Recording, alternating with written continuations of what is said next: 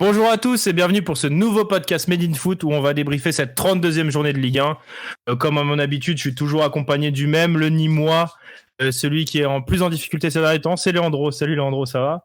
Salut Julien, ça va très bien, salut la team.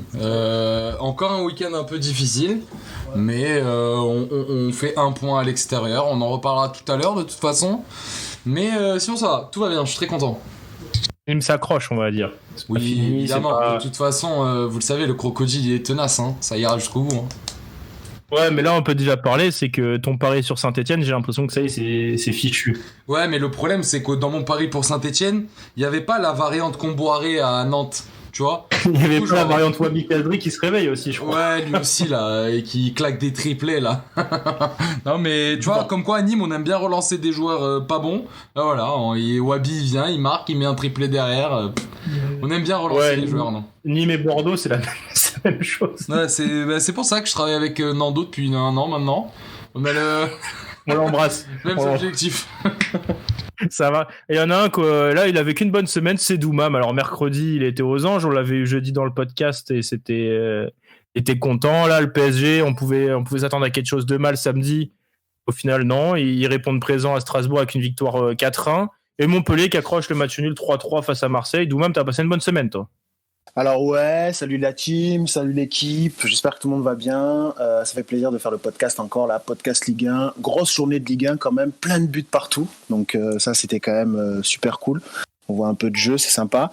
Non, alors moi je suis content, super content pour Paris. Franchement, content pour Kylian aussi, qui fait taire un peu ses détracteurs, notamment. Même toujours attaché de presse d'Mbappé, faut le rappeler. Notamment dans ce podcast. Mais très content pour Paris. Ils ont bien géré. On va voir maintenant demain ces gros matchs. Donc on va attendre demain. Mais c'est bien là, franchement. On voit que le groupe, tout le monde joue et tous ceux qui jouent, ils apportent quelque chose. Un gros Paredes, enfin bref, on fera le débrief tout à l'heure avec cette superbe performance, que je reste sur ma super performance qu'ils ont fait à Munich. Et Montpellier, je suis quand même un peu déçu, hein. 3-3 contre Marseille, à 10 contre 11. Voilà quoi, c'est dommage, ouais, c'est dommage de prendre surtout ce but, on en parlera tout à l'heure. Ouais, mais c'est mal payé quoi, tu vois, au final. Voilà, c'est ça. Voler sur une grosse prestation, tu vois, c'est ça qui fait chier quoi. Ouais, tu sors sur des demi-occasions, tu prends des buts, c'est insupportable. Depuis le début de l'année, c'est ça. On en reparlera notamment d'un défenseur brésilien qui confirme son départ à la retraite, je pense, à la fin de saison. Oh là là là là là. Est-ce que c'était la saison de trop de Vito? Aïe. On en reparlera tout à l'heure. Et il y en a un qui a battu la malédiction depuis le début de saison, c'est Maxime qui est en déplacement et qui cette fois Monaco s'est imposé. Bon, par contre, il y a toujours un petit point noir, c'est que Clermont a perdu. Et Maxime, en tout cas, Monaco s'est imposé et continue sa folle lancée en 2021. Ouais, malédiction à moitié rompue. Hein. Non, c'est vrai que Monaco a fait le travail. Bon, c'était compliqué en première période, on va en reparler, mais au final, l'essentiel est là, sans briller, victoire 3-0. Donc Monaco continue et reste au contact du PSG et de Lille. À choisir, il fallait une victoire de Clermont ou de Monaco ? Ouf, compliqué. Non, allez, Monaco quand même. Ah ouais, comme quoi, j'ai l'impression que tu as plus envie d'un titre que d'une montée en Ligue 1 avec Clermont. Ouais, gros dilemme, hein. Très gros dilemme.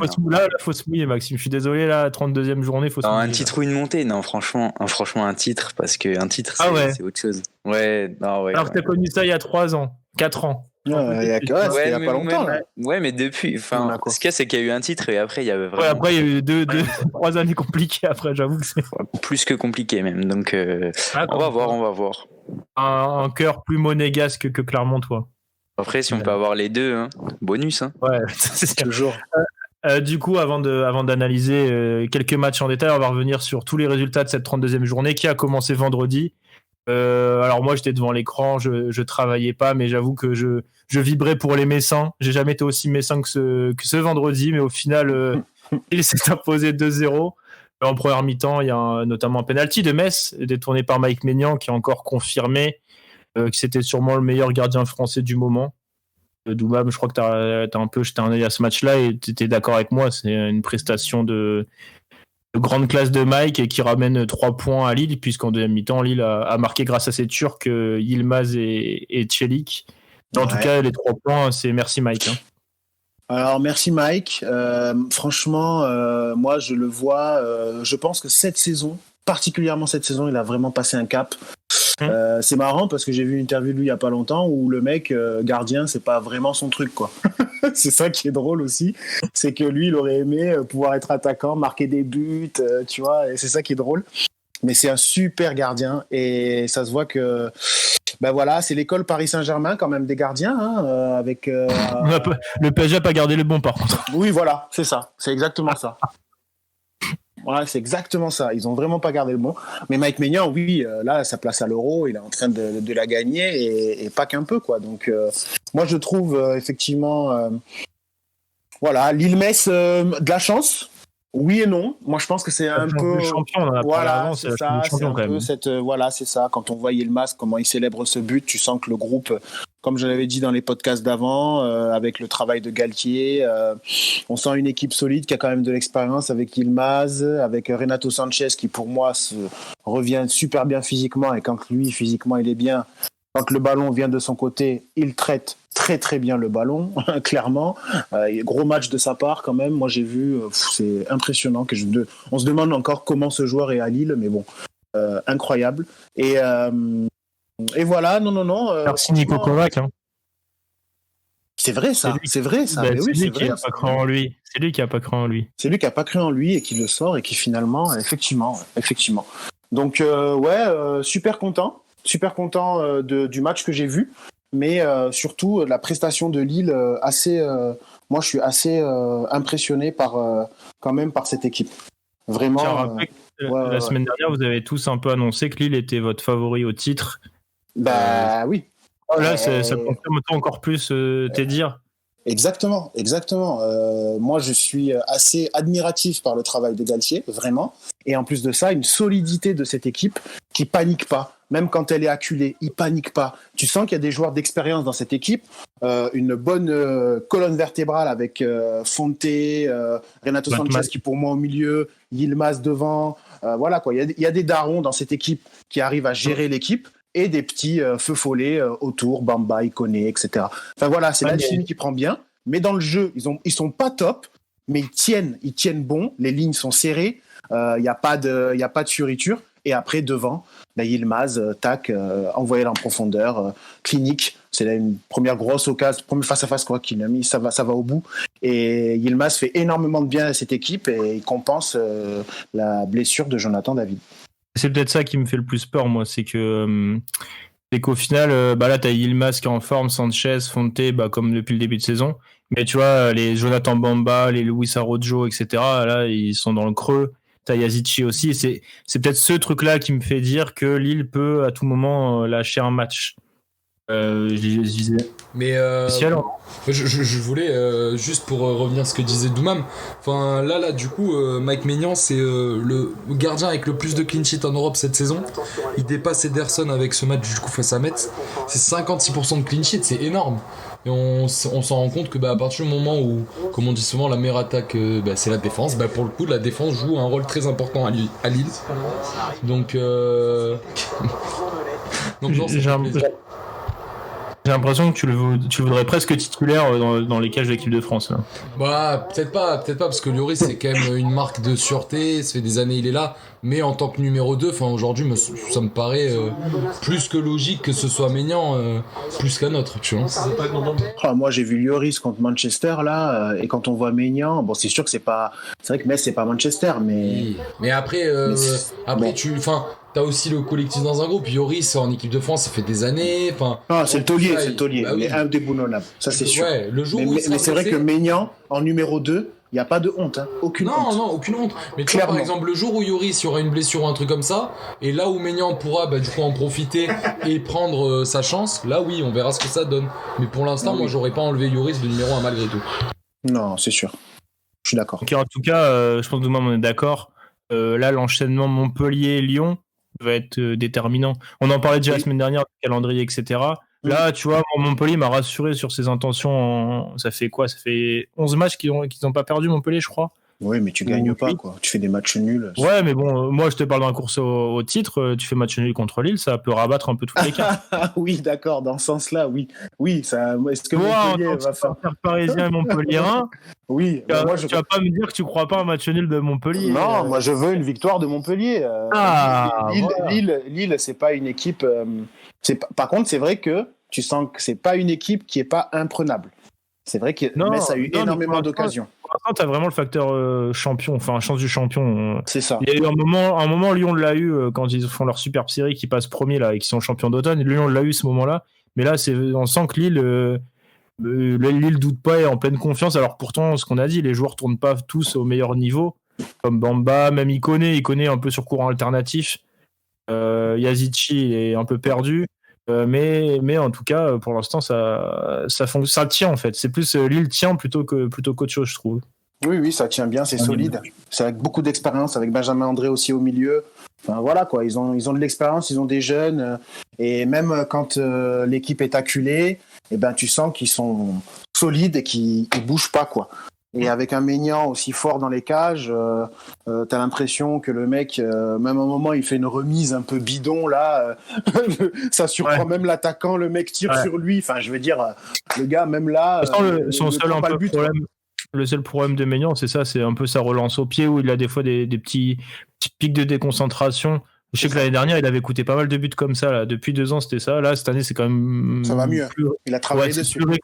C'est réglé. Il arrive à être constant pendant 90 minutes, mais tu vois que des fois, ça le démange. Il a envie de faire une petite dinguerie au pied. Là. Il a envie de chercher une passe qu'il maîtrise pas encore à la perfection. Et... C'est clair. Après, ça prouve que Galtier lui fait toujours confiance parce que sinon, il est en très pu. Donc, mais c'est ça. Et puis moi, je trouve qu'aussi un Benjamin André, qui est quand même un super joueur, hein, c'est aussi un super joueur de foot. On l'a vu aussi contre Paris quand il est rentré, comme on dit, dans la tête de Neymar. Quand il a Renato Sanchez à côté de lui, Renato Sanchez, il est beaucoup plus libéré. Il peut beaucoup plus se focaliser sur l'offensive et moins sur la défensive. Et justement, André, il arrive à parfaitement gérer le tempo du match, etc. Enfin bref, c'est vraiment une équipe qui a de l'expérience. Il faudra faire très attention à aller jusqu'au bout, ça c'est sûr. C'est le genre de type de match où tu dois pas gagner, mais tu gagnes quand même. Voilà, ça me rappelle un peu le Montpellier de 2012. Ah voilà, il fallait reparler. Mais juste pour finir, en plus, ce qui est ouf, c'est qu'avec André, selon l'association que tu mets avec Soumaré et Sanchez, tu as 2 alternatives différentes aussi. Où Soumaré et André, ils vont te laisser aucune place au milieu. C'est un peu, j'allais dire, ils font autant d'efforts que la paire Tchouaméni Fofana. Je pense que Maxime me contredira pas sur ça. Et tu as le côté avec Sanchez qui est un peu plus technique, tu vois, qui se porte plus vers l'avant. Ça dépend sur la configuration du match. Je sens que Lille peut s'ajuster à ça, justement. Exactement. Et c'est pour ça que, bon, franchement, il va falloir compter sur Lille jusqu'au bout. Je sens que, bon, on a l'impression, quand on voit ce que dit Fonte à la fin du match aussi, où ça en parle entre eux, forcément, hein, à 6 journées de la fin, je vois pas pourquoi ils en parleraient pas. La langue de bois, faut l'arrêter à un moment donné. Hein. Ils jouent le titre, ils sont premiers de Ligue 1, faut arrêter. Là, ils peuvent plus nous dire on vise l'Europe. Hein. Mais justement, vous, votre compatriote portugais, quand vous le voyez comme ça, le mec, il a 36 ans, il n'y a personne qui bouge, il n'y a personne qui passe. C'est impressionné quand même par Fonte. Autre chose que l'autre vétéran de Ligue 1 qui joue à Montpellier. Non, s'il vous plaît, on n'en parle pas. Allez. C'est très bien qu'on en parle. Maxime, je voulais rajouter quelque chose du coup sur la paire, là, sur la comparaison que j'ai faite. Peut-être que tu vas m'insulter. Non, pas du tout. Ce que je voulais dire et souligner, c'est que, comme tu l'as dit, en fait, Lille a des options sur le banc. Et même si, justement, en ce moment, tu as des mecs comme Yacice qui sont un peu moins bien, tu auras quand même toujours des solutions sur le banc. Alors, est-ce que là, on voit que Jonathan David est blessé? Est-ce que ça va tenir jusqu'à la fin? Je pense que les supporters lillois l'espèrent pour aller chercher un titre qui n'ont plus gagné depuis l'épopée avec Eden Hazard et Rudy Garcia. Mais... c'est une des forces de Lille, c'est qu'on sent qu'ils sont un peu tous habités par une mission et que, qu'importe la manière, on va dire, parce que c'est pas toujours très beau, comme ça l'a pas été ce week-end, mais c'est efficace. Et ça, c'est dans les 2 surfaces. C'est beau, en plus. Exactement. C'est dans les 2 surfaces. Donc voilà, Lille reste favori, mais il reste encore 6 journées, donc potentiellement des points à perdre. Parce que même après là, cet enchaînement face à Montpellier et à Lyon, il restera des équipes comme Lens, notamment, qui est 5e à l'heure actuelle. Lens, qu'on avait dit qu'il serait plein des tournants aussi. Mais Lens joue aussi Paris. Lens a peut-être la fin du championnat entre ses mains, quand même. C'est ouf. pour un promu, on aurait dit ça au début de saison, je pense que pas beaucoup de gens l'auraient imaginé. Et surtout Oui, qu'ils aussi, ont quelque ils chose à peuvent jouer en plus. décider. Ils vont s'accrocher. Oui, pour non, l'Europe, mais en donc, plus, mais justement, ça va être l'équipe la plus chiante à jouer, je pense. Ah oui. Peut-être un peu plus que Nice, qui ça y est, là, a terminé avec l'Europe. Saint-Étienne s'est maintenu, Angers joue le ventre mou. T'as Montpellier qui peut-être croit encore un dernier espoir, un baroud d'honneur, mais t'as Lyon et Lens, ça va être les gros rendez-vous, quoi. Exactement. Ah, Montpellier va les embêter aussi, c'est sûr, mais quand surtout même Lille, surtout qu'allons pas tu plus sens loin. qu'ils ont ce petit truc en plus par rapport aux autres. Je sens la connerie, là. Non, mais n'allons pas plus loin. Moi, je le vois malheureusement au Portugal où le Sporting était premier à 10 points d'avance. Non, mais sérieux. Et en deux matchs éclatés en plus où t'es censé faire les 3 points, tu perds 4 points. Donc là, ça relance totalement le championnat. En France, l'Atlético aussi. Hein. On peut prendre l'exemple de l'Atlético qui avait 10 points d'avance et Exactement. Là, ça y est, ils en ont plus qu'un. Hein. Ouais, donc non, tout est jouable jusqu'à la fin de la saison. Mais je reste de votre avis. Pour moi. Moi, c'était pas mon avis. Moi, je sortirais à la fin de l'année les bons points avant la 32e journée de Ligue 1. Tu m'avais sorti l'histoire de Raymond Domenech et ses 3 points. T'étais bien fier de l'avoir annoncé. N'oublierai pas vos pronostics à la fin de la saison. On verra ce que ça donne. Bon, sinon, alors ce week-end, tous les favoris, enfin tous les concurrents de tête, les 4 premiers l'ont emporté. Doumam, tu vas aussi pouvoir en parler un petit peu. C'est Paris en Alsace qui a continué à mettre 3 buts dans les régions proches de l'Allemagne, on va dire. Après c'est bien. Un peu plus de 3 buts même. Prestation très solide de la part du PSG. Avec une équipe bis, voire C. Ouais, mais justement. Tu sais, je suis un peu dur, mais une équipe bis, elle est fortement remaniée.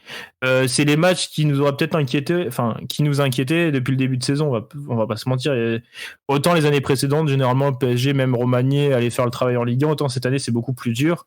Et c'était un match, moi, personnellement, j'étais pas très serein d'aller voir Titi Loré et Strasbourg à la Méno, tu vois. Ouais, mais bon, Kylian, avec son premier but, déjà, il a lancé un peu les hostilités. Superbe but d'ailleurs. Enfin voilà, quoi, démarrage, accélération, crochet, accélération, fin de frappe. Enfin, quand on a un joueur comme ça, forcément, et qui en plus en ce moment est en pleine confiance, quand il te met le premier but, je pense que ça a donné un élan aussi au groupe. Qui s'est dit que cette fois-ci, on va terminer le travail pour qu'on puisse... j'ai l'impression qu'il voulait finir le match le plus rapidement possible pour pouvoir déjà passer à autre chose. Ouais, mais Pochettino a décidé autrement avec Mbappé. Il aurait pu finir son match à la 50e ou 60e. Hein. Il paraît que c'est Kylian qui a demandé justement à jouer parce que ça dépend des joueurs. Il y a des joueurs qui préfèrent être 100% frais avant les grands matchs. Il y en a d'autres, eux, ils ont besoin de rythme. Ils ont besoin d'enchaîner les matchs pour être très, très performants. Donc lui, il a demandé de jouer le plus possible pour être le meilleur. Ouais, mais tu vas pas me dire, tu pouvais pas l'économiser un peu plus, le faire sortir à la 70e, admettons. Je pense pas qu'il aurait fait la gueule de sortir à la 70e, tu vois. Oui, peut-être, mais après... Je te rappelle que Neymar, la première blessure, c'est contre Strasbourg. C'est déjà arrivé plusieurs fois dans les conditions difficiles. Tu sors d'un match où il faisait, je sais pas, moins 2 degrés en Allemagne. Tu joues 3 jours après. Là, tu reviens ici, tu rejoues. Oui. Ouais, tu vois, moi après, tant mieux, rien n'est arrivé à Mbappé au PSG, mais je trouve qu'on peut jouer avec le feu, tu vois, de le tenir aussi longtemps alors que ton match il était plié parce que même, en gros, le PSG gagne 4-1, 3-0 à la mi-temps, même avec l'égalisation du jeune Saï qui était plutôt bon, je crois que Leandro, tu l'as bien kiffé. Le PSG n'était pas trop en danger, tu vois, dans la deuxième mi-temps, ils ont contrôlé le match, tu savais, enfin voilà, ils ont pris une maîtrise qu'on voyait sous Thomas Tuchel où ils prenaient une mi-temps, où ils gardaient la balle, ils voulaient pas attaquer ni défendre, en gros, c'était de la possession, juste de contrôle, tu vois, c'était de la gestion de match. Donc tu aurais pu sortir Mbappé. Pour moi, c'était un match où tu pouvais sortir Mbappé un peu avant, quoi, qui souffle un peu en limite. Ouais, ou même un peu après, tu sais, si tu veux voir comment revient Strasbourg et tout. Après, il n'y avait pas beaucoup de choix sur le banc non plus, mais tu vois, genre quand je vois l'entrée de Javi Simons, c'est la 5 minutes de la fin, et tu te dis qu'en fait, et Nagara, ouais, même Kenny Nagara, tu vois, les deux en 3-4 minutes, ils ont montré deux trois petits trucs intéressants. Tu vois, tu restes un peu sur le plus. Ouais, tu vois, t'es content, t'as une belle victoire et tout, tu te dis, ils auraient peut-être pu jouer rien que 10 minutes déjà au lieu de 5, tu vois. Mm-hmm. Non, c'est vrai que pour le coup, le seul point de dommage peut-être du match à Strasbourg, c'est les changements qui arrivent un peu tardivement. Ouais. Après, ça peut se comprendre par le sursaut au moment du but strasbourgeois. puisque c'était totalement à contre-courant du match, puisque du coup Loré il fait rentrer des joueurs qui ont pas forcément eu de temps de jeu, en plus contre une grosse équipe, donc tu vois à ce moment-là tu comprends que Strasbourg n'est plus du tout en capacité de venir et de faire une remontée. Et au final, directement, il marque un but. Donc peut-être que là, le PSG, ils se sont dit, bon, quand même, on va pas choc là. Donc on va un peu plus les garder sur le terrain, essayer d'aller faire la diff. Et puis la diff, elle se fait sur un coup franc sublime de Leandro Paredes, qui vraiment, il est vraiment très beau son coup franc. Donc voilà, ça peut se comprendre et pas se comprendre. Donc je comprends ton point de vue, mais je peux comprendre aussi ce que Tourelle, je suis con, pas du tout, ce que Pochettino a voulu faire. Où est-ce que je veux revenir? Est-ce que cette victoire vous rassure un peu sur la fin de saison du PSG comparé à ce qu'on avait vu contre Lille? Est-ce que toi tu les sens un peu mieux? Moi, c'est un match, je pense qu'il peut peut-être les aider à se lancer sur le sprint final, tu vois. Ouais, c'est sûr. Après, faut pas oublier que l'objectif, je pense, comme beaucoup de Parisiens l'ont déjà dit, notamment sur les réseaux, si on peut laisser le titre à Lille et plutôt aller chercher une finale de Ligue des Champions et un possible titre, enfin, pourquoi pas pour vous, tu vois. Mais je pense que malgré tout, le Paris Saint-Germain risque de perdre très peu de points jusqu'à la fin de la saison et que ça va plutôt espérer le faux pas de Lille, tu vois. Et peut-être que ça se jouera là-dessus, mais je pense que malgré tout Paris ils vont pas vouloir perdre 2 points jusqu'à la fin de la saison, et puis même s'ils jouent avec l'équipe B dans les prochains, l'équipe B, je me fais entendre, avec des mecs qui ont moins joué, tu vois, je pense que malgré tout Paris a l'effectif pour aller chercher les 3 points à chaque fois. Donc à voir ce que ça peut donner, mais c'est rassurant, certes c'est rassurant, surtout après la triste défaite contre Lille. Toi, Doumam, ça t'a... Qu'est-ce que t'en as pensé globalement là? On n'a pas parlé des jeunes. Je pense que c'est une bonne mise en forme avant le Bayern de demain. Est-ce que tu t'attendais à ça du PSG? Est-ce que t'as été rassuré par la charnière Kimpembe-Danilo qui devrait sûrement débuter demain? Qu'est-ce qui te... Tu vois, quelles sont les conclusions que tu peux tirer de ce match-là, toi? Non, moi je suis plutôt... on va dire un petit peu... Je suis pas surpris en fait. On sait que Paris peut enchaîner des matchs, des bonnes performances et des mauvaises performances. Je pense que personnellement, après moi c'est ma conviction, vu comment on voit l'intensité qui peut être mise en Ligue des Champions et en Ligue 1, je pense qu'en fait, après c'est peut-être quelque chose d'assez naturel, hein, je pense qu'ils sont pas motivés par le titre, mais je pense que dans le vestiaire et dans la motivation vient avec la Ligue des Champions. Je pense que ce groupe-là, le club, est plus motivé par un titre de une finale de Champions League, retourner en finale. D'après ce que j'ai compris, que ce soit Paredes et Neymar, surtout Paredes, ils se sont fait un espèce de je sais comment on peut dire ça. Ils se sont jurés comme quoi il fallait que pacte, le nouveau pacte. Voilà, un pacte comme quoi il fallait absolument qu'ils retournent en finale de Ligue des Champions. Le groupe aussi s'est promis ça, donc je pense qu'ils sont beaucoup plus motivés, ça se voit, beaucoup plus motivés à aller en Coupe d'Europe plutôt qu'en Ligue 1.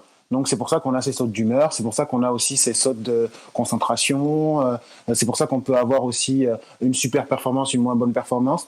Moi je trouve bien que Xavi Simons, que Kenny Naguera ait pu avoir un petit peu de temps de jeu. Moi je trouve que c'est une bonne chose. Après, on verra, oui, effectivement, il reste encore 6 matchs. Paris peut le faire, hein. Paris peut le faire jusqu'au dernier moment, mais je pense qu'ils ont perdu quand même trop de points en route. Et s'ils étaient champions, je ne sais pas si ça serait totalement mérité, malgré tout. Moi, je serais content, hein, mais je ne sais pas si ça serait totalement mérité. C'est pas de leur faute si devant ça n'a pas trop avancé, tu vois. Oui, voilà, aussi. Mais on verra. On verra ce que ça va donner par la suite, mais je pense que c'est bien, hein, c'est bien, c'est une bonne dynamique. Pas de la faute du PSG si Monaco est passé à côté de son mois de décembre, janvier, enfin non, décembre, ouais. Novembre-décembre, hein, Maxime. Sans commentaire. Non mais ce que dit Doumam c'est très intéressant puisque mais oui, ça sera, moi je suis d'accord, ça sera un titre au rabais, il y aura même pas de j'imagine que c'est ça l'endroit où tu voulais venir, moi je voulais pas dire titre au rabais, je voulais surtout tu vois penser aux adversaires, c'est que si Paris, malgré cette saison qui est vraiment pas réussie, si je dis pas de bêtises, la saison où Montpellier est champion, Paris n'a que 7 défaites. Cette saison, on est déjà au double, ce qui serait énorme. Donc, s'ils arrivent par être champions. Au double. Au double, Paris a 8 défaites, là, t'en fais 8 trop. défaites. Ouais, Il y a 8 défaites. Au double. Mais il y en a une de plus.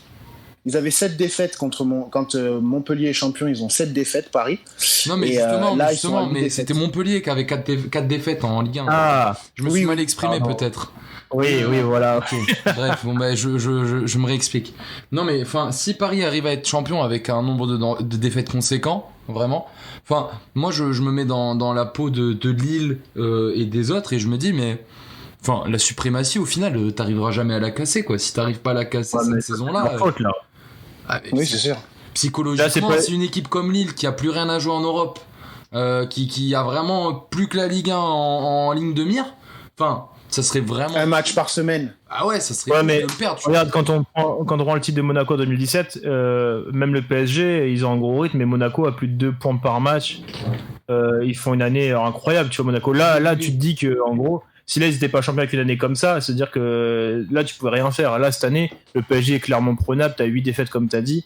C'est pas de la faute du PSG si les autres n'arrivent pas à gagner cette année. Hein. C'était l'année ou jamais. Hein. Ah oui, Paris oui. va. Non, mais totalement. Mais va moi, peut-être tu vois, c'est ce qui me fait dire, c'est de me dire, avec ces mecs-là, comment ils vont faire l'an prochain pour trouver la motivation pour aller réessayer. oui. Tu vois ce que je veux dire? Parce qu'on Ah bah, on voit que les t'auras groupes vivent bien, on voit que par exemple à Lille, la cohésion elle est top, le coach est T'auras top. forcément un goût dégueulasse dans la bouche, quoi. Tu vas te dire, putain, tu as raté ta chance et elle reviendra peut-être dans 3-4 ans, ça c'est clair. De toute Bah, façon, surtout si en fin de saison tu perds Galtier, on sait tous que Lille va être obligé de vendre. Je pense que là c'est la saison, enfin c'est le tout ou rien, tu vois. Je pense pas que Lille se retrouvera dans cette chute. Après je peux me tromper, hein, mais je pense qu'il y a peu de chances que l'on retrouve Lille à la même place l'an prochain, tu vois. Donc c'est un peu l'année du soit on crée l'exploit, soit bah au final ça va nous passer sous le nez. Donc je pense que voyant la mentalité des Lillois et voyant comment ils jouent, j'espère pas pour eux que ça choque dans un vieux match contre une équipe qui lutte pour la manutention ou quelque chose comme ça, tu vois. le maintien, la manutention, ça c'est le côté portugais qui parle, là, ça. Ouais, pour le maintien évidemment. Ça, c'est le côté homme du monde.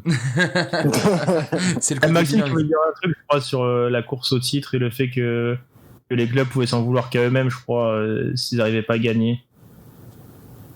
Non, je voulais plutôt parler de la dernière ligne droite du PSG.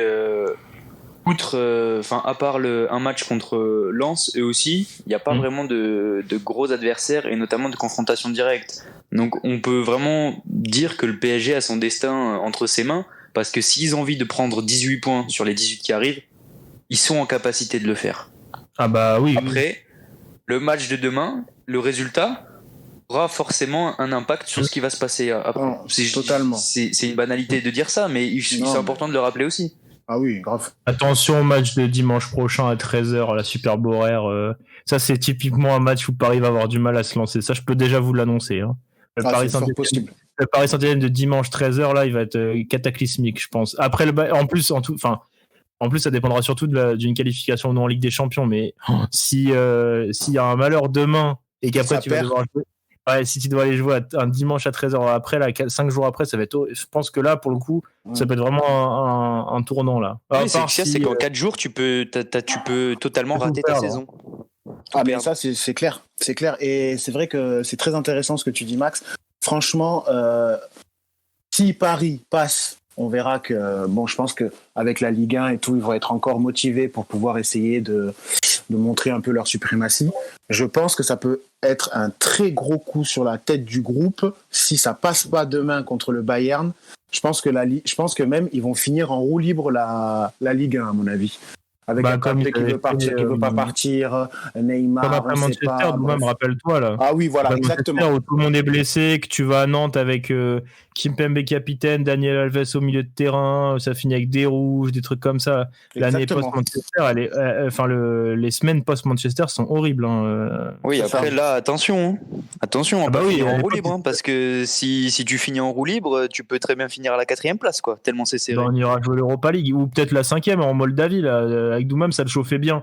Il voulait le faire avec Montpellier, il peut le faire avec le PSG, peut-être que... Voilà, mais là on est dans un scénario catastrophe, mais On Oui, espère non, quand mais même pour oui. les Parisiens que qu'ils ça va le faire et que qu'ils C'est beau, finiront.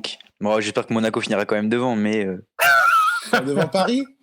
ouais. Ils sont pas Allez, loin. Devant le Paris FC, vous voulez dire. Non, mais ils sont pas loin. C'est vrai que Monaco est pas loin. Hein. C'est vrai que là, les 4 Un point. devant, là, c'est. un point.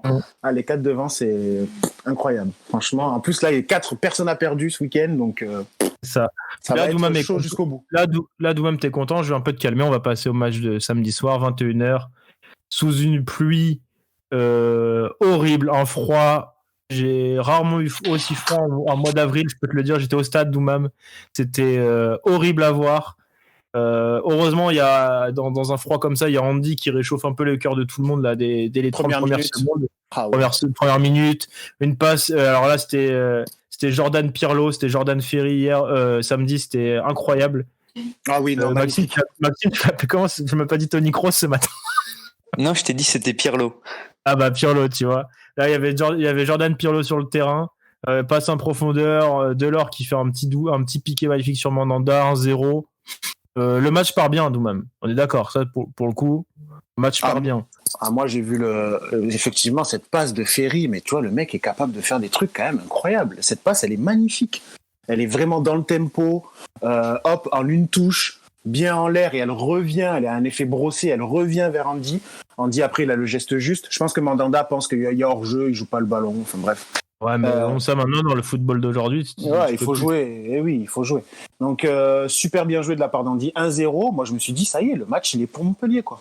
Vraiment, je me suis vraiment dit ça. Même les 20-30 premières minutes. Alors, je sais pas, Douma, tu vas me le dire à la télé si ça s'est senti. Moi, en tout cas, du stade, l'OM se comprenait pas du tout. C'était incroyable. Sur le terrain, ça faisait que de gueuler. Sampoli le premier, il gueulait. Franchement, je suis sorti de là, j'avais la tête explosée. Sérieux? Sampoli c'était franchement, j'ai vécu un calvaire. Ce match déjà qui faisait froid, le sandwich au thon de la Mosson était pas bon. J'avais faim, j'avais froid. Et Sampoli, il faisait que de gueuler. Alvaro, il faisait que de gueuler. Payet, il faisait que de pleurer. Franchement, c'était une expérience à vivre, tu vois. Mais j'aurais préféré la vivre au moins quand il faisait chaud. Parce que là, il y avait tout contre moi. Tu avais tous les événements de la nature contre moi. Et ouais, Marseille n'arrive pas à se trouver en fait. Sampoli au début, il a tenté autre chose. Il y avait un peu plus Payet sur les Payet et Thauvin qui étaient un peu plus écartés que d'habitude. Alors que d'habitude, ils rentrent plus dans l'entrejeu pour jouer au foot, on va dire. Et là, ils étaient plus éloignés. C'était bizarre leur compo. Même Camara était perdu à la 20-25e. Il change un peu ça. Il remet Camara dans l'entrejeu vraiment. Avec j'ai un trou. Avec qui était dans l'entrejeu? Oh la vache, attends, Doumam, sauve-moi. Camara, ouais. Dans l'entrejeu, il était avec. C'était Gay, non? C'était Gay. Gay, oui, exact. D'ailleurs, qui était bon. Comment j'ai il a marqué. Ouais, il a marqué. Ouais. Mais du coup, là, dès que Camara était plus recentré et qu'il a remis un peu Thauvin et Payet en ailier intérieur, là, un peu là pour vraiment piquer dans l'axe, c'était beaucoup mieux. Et Montpellier, à la balle du 2-0, un nouveau but signalé pour hors-jeu de Delors. Mais là, non, moi, là, t'es énervé contre la VAR, là. Moi, oui. Non, mais moi, la VAR, je peux plus. Hein, je sais que le Brest-Nîmes t'a agacé. On en reparlera un peu plus tard. Ouais, on en parlera plus tard. Ouais. Mais du coup, là, ouais, Montpellier à la balle du 2-0, mais Marseille est clairement pas menaçant. T'as que Milik qui se bat malgré lui, là, qui est un peu tout seul, Milic, et qui tente 2-3 trucs. Mais franchement, à la 35e, je dis, ouais, bon, bah, Montpellier va sécuriser ça avant la mi-temps. Et bah non. Parce que, bon, après, le mouvement est magnifique, hein, mais. Milic, son but est incroyable. Hein. Mais franchement, il est au début de l'action, il remet sur Alvaro. Alvaro envoie une grosse saucisse à Camara qu'il arrive quand même à contrôler parce qu'elle n'est pas évidente avec le terrain qui fuse, la pluie et tout. Le duel, Camara la contrôle, la remet à Milic et là Milic il met un petit point à Hilton un peu aérien, là c'est incroyable. Et puis après le pauvre Vomeline ne peut rien faire pour le coup. Non, c'est trop bien enchaîné, ça va vite, ça joue à une touche de balle, c'est magnifique. Ouais, et du coup 1-1. Alors là Marseille c'est limite un petit hold-up, sauf que 3-4 minutes après il y a le deuxième but de Marseille. Et là j'imagine que juste avant la mi-temps. Ouais, celui-là, il a du mal à passer, Doumam, non? Horrible. Toi, t'étais entre le Real Madrid-Barça et le petit Classico du Sud. Là, je suis sûr que t'étais pas content de ce but. Non, j'étais pas content. Moi, j'étais content parce que Benzé a mis un but magnifique. Mais là, quand tu vois ça, tu te dis Montpellier, c'est reparti, quoi. C'est encore la même chose. Alors, c'est une demi-occasion. C'est même le but, le deuxième but. Moi, de ce qui se passe du terrain, ils se plaignent vraiment de l'intervention de Camara. J'ai beau la revoir plein de fois. Non, il n'y a rien du tout. Il y a faute sur un manque d'engagement. Je crois que c'était J, non? C'était J qui perd la balle. Ouais, c'était J. C'est un manque d'engagement.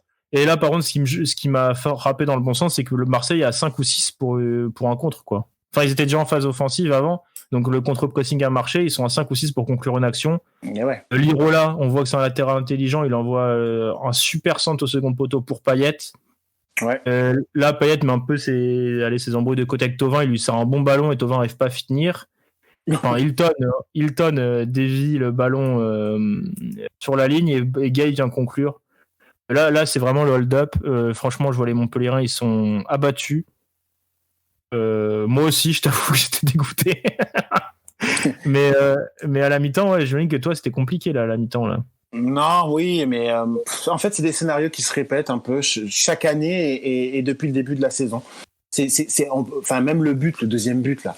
C'est une espèce de mini-occasion, ça tape sur le poteau, ça revient, enfin voilà quoi, c'est trop bizarre en fait. C'est que des buts comme ça revient sur Gay il vient, bon, c'est pas vraiment des vrais buts. Depuis plusieurs années, c'est la chance qui tourne pas en faveur de Montpellier. Enfin, Montpellier provoque pas sa chance dans les sprints finaux quoi. À chaque fois on les attend et c'est le plafond de verre un peu de l'équipe. T'as l'impression que ça y est, il reste 7-8 journées, les jambes sont un peu paralysées. La peur de réussir en fait. Ah ben là, ça veut dire que là, si on gagne, ok, ben on va y aller. Eh ben on gagne pas. Der Zakarian, la conférence de presse, il vient, il dit. En plus, j'étais trop content qu'il dise ça. Il vient, il dit demain, faut gagner. Ah, j'ai dit ben voilà, ça c'est un discours ambitieux. Là, pour le coup, franchement, je les ai vus sur le terrain. Pour moi, ils venaient quand même pour gagner, tu vois. Genre. Mais bon. T'as des erreurs. Mais à ce moment-là, c'est quoi? C'est quoi? Je suis d'accord avec toi. Ouais, c'est ça. Des erreurs qui coûtent cher, mais après, on va en reparler. Et ton défenseur central, je pense que ça y est. Hein. Oh ouais, non, mais moi ça me fait de la peine de dire ça, mais franchement. Non, mais s'il veut refaire une année, admettons, pour tu sais, finir avec le public, je veux bien qu'il joue 3-4 matchs de Coupe de France, des bouts de match pour sécuriser, ok. Et là, tu le vois contre un mec comme Milik, qui est mobile, physique, Hilton a fait son temps, quoi. Là, c'est pas possible. Mais c'est encore plus dans une défense à 4. Et encore plus dans une défense à 4. À 5, il avait beaucoup moins ces problèmes-là. Lui, il préfère jouer à 5. Bah oui, mais là, à 4, c'est là, on a vu tous ces problèmes un peu de temps. La relance, elle était pas. Je crois qu'il se chie, d'ailleurs, c'est peut-être lui qui se chie sur la relance du deuxième but. Ouais, c'est ça. Donc voilà, là, on a un peu vu tous les défauts, enfin, la vieillesse d'Hilton, je dirais, sur sa confrontation avec Milik. Bah ouais, mais après, il faut dire que bon. Quand on parle d'un attaquant, on parle d'un attaquant de niveau international. Hein, exactement, c'est ça le truc. C'est surtout ça, en fait. C'est que quand tu es un attaquant de cette classe, Milik, moi j'ai vu tout le nombre d'appels qu'il a fait, qu'il n'a pas été servi. Enfin, le jeu de haut but. Le jeu de haut but, il est tout le temps en train d'harceler. Enfin, je veux dire, c'est vraiment Et puis, le but qu'il met, c'est un but de classe mondiale. Il faut le dire aussi. Donc, je sais pas. Je pense que Milik, il va pas embêter que Hilton cette année. Mais non, c'est sûr. Mais voilà. Mais Hilton, c'est vrai que, je sais pas en fait, parce que la dernière fois que j'ai dit ça, juste après, il a fait un match incroyable quoi. Et j'ai cru qu'il était à la cave. Et après, il vient et il fait un match incroyable. Donc, on verra sur la fin de la saison. Mais quelques regrets, tu vois, genre de pas revoir Pedro. Qui a peut-être une saison un peu plus compliquée, tu vois, mais pour moi, quand tu tombes contre un mec comme Milik qui est pas mal rapide, qui est physique et tout, tu vois, Pedro, pour moi, c'était le mec qui arrivait à cadrer ce type d'attaquant quand on l'avait vu dans une défense à 5 notamment. Là, cette année, il a pas tout fait pour être titulaire, mais je trouve qu'on le voit de moins en moins, il est en train de végéter sur le banc, tu vois. Ça me fait un peu de peine. Ben ouais, moi aussi, c'est vrai que pour moi c'était un peu le successeur en fait de Hilton. Je pensais que c'est lui qui allait prendre justement cette année il a un peu ce côté sanguin, il a un peu ce côté sanguin et un côté où il manque clairement de concentration. Il est pas concentré 90 minutes, c'est ça qui le coûte et qui l'empêche de. Mais bizarrement l'année dernière ou l'année d'avant, je l'avais trouvé bon quoi.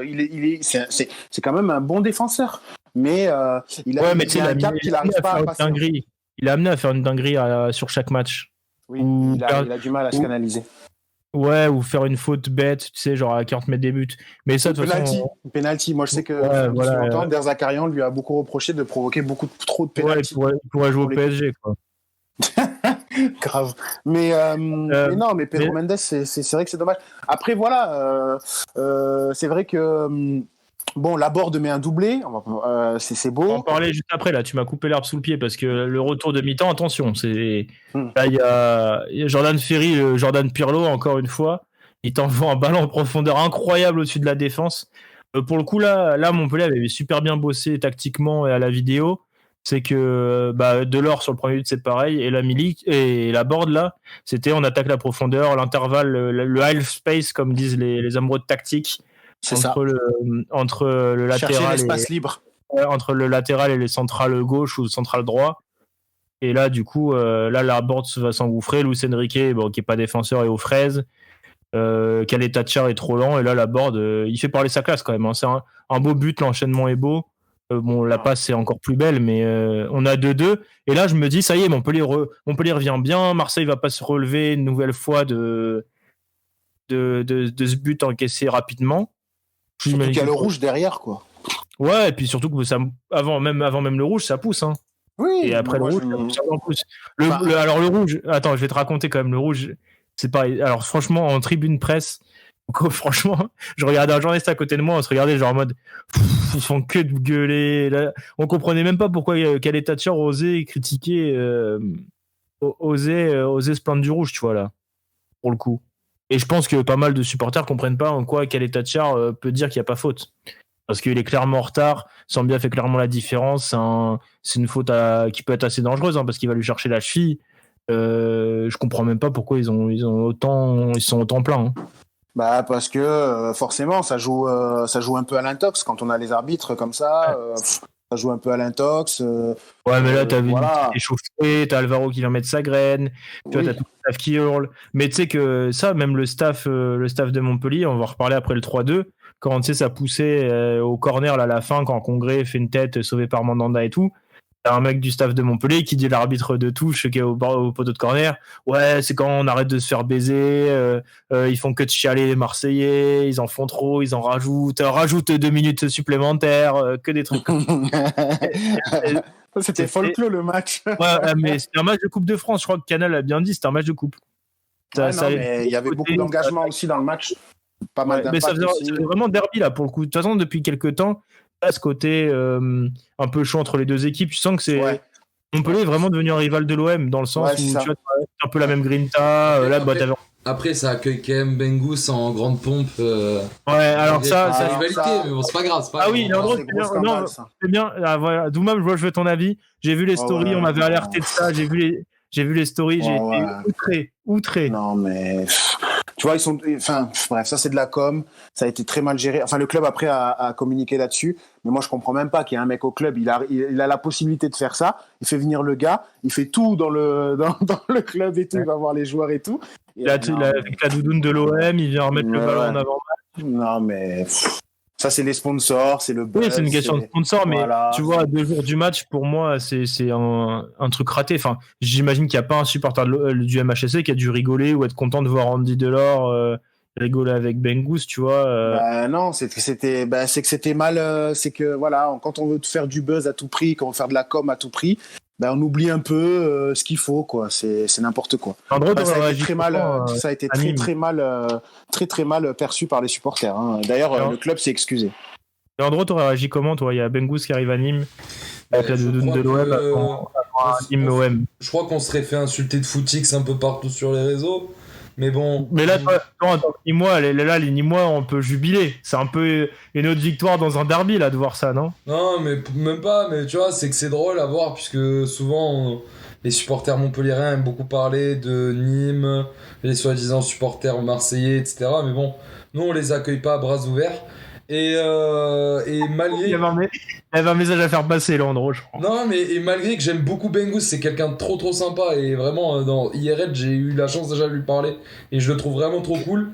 Mais ouais, franchement, la com c'est maladroit, quoi. C'est non, mais raté. La com de Montpellier, elle chie dans la colle, quoi. Enfin, on peut dire les termes. Il chie dans la colle. Et Oui, c'est bon, la là, maladroit de la part du club, hein. C'est pas maladroit de sa part, oui, hein. oui. C'est la vraiment Non, maladroit après, de la part du de toute façon, on va le dire, c'est le sponsor Pasinobet qui a fait ça. Eux, ils ont voulu le faire parce que Bengu, je crois qu'il est un peu en partenariat avec eux et Montpellier aussi, sauf que tu fais pas ça. Voilà, c'est ça. De faire ça, j'allais dire, je sais pas, pour un Montpellier-Strasbourg, ça m'aurait beaucoup moins choqué. Bon. Non, mais c'était mignon de voir Il a été bien accueilli. la doudoune de l'OM dans les vestiaires de Montpellier, c'était assez drôle. Ouais, ou comme moi, il y avait des survêtes d'autres équipes dans les tribunes des Costières, Léandre. Ouais, exactement. Non, mais non, franchement, le coup de com, il est vraiment archi raté. Eh oui, non. Et du coup, j'espère qu'on pourra se foutre de votre gueule pendant un moment de même, quand même. Écoute, là, le club a déconné, hein. Faut dire la vérité. Effectivement, hein, c'est possible, hein, mais bon, c'est dommage.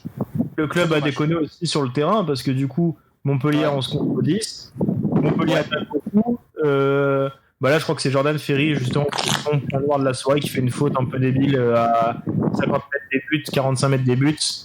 Quand t'as un Payet qui est allé plutôt inspirant, on va dire, sur les coups de pied arrêtés, ça fait bouche.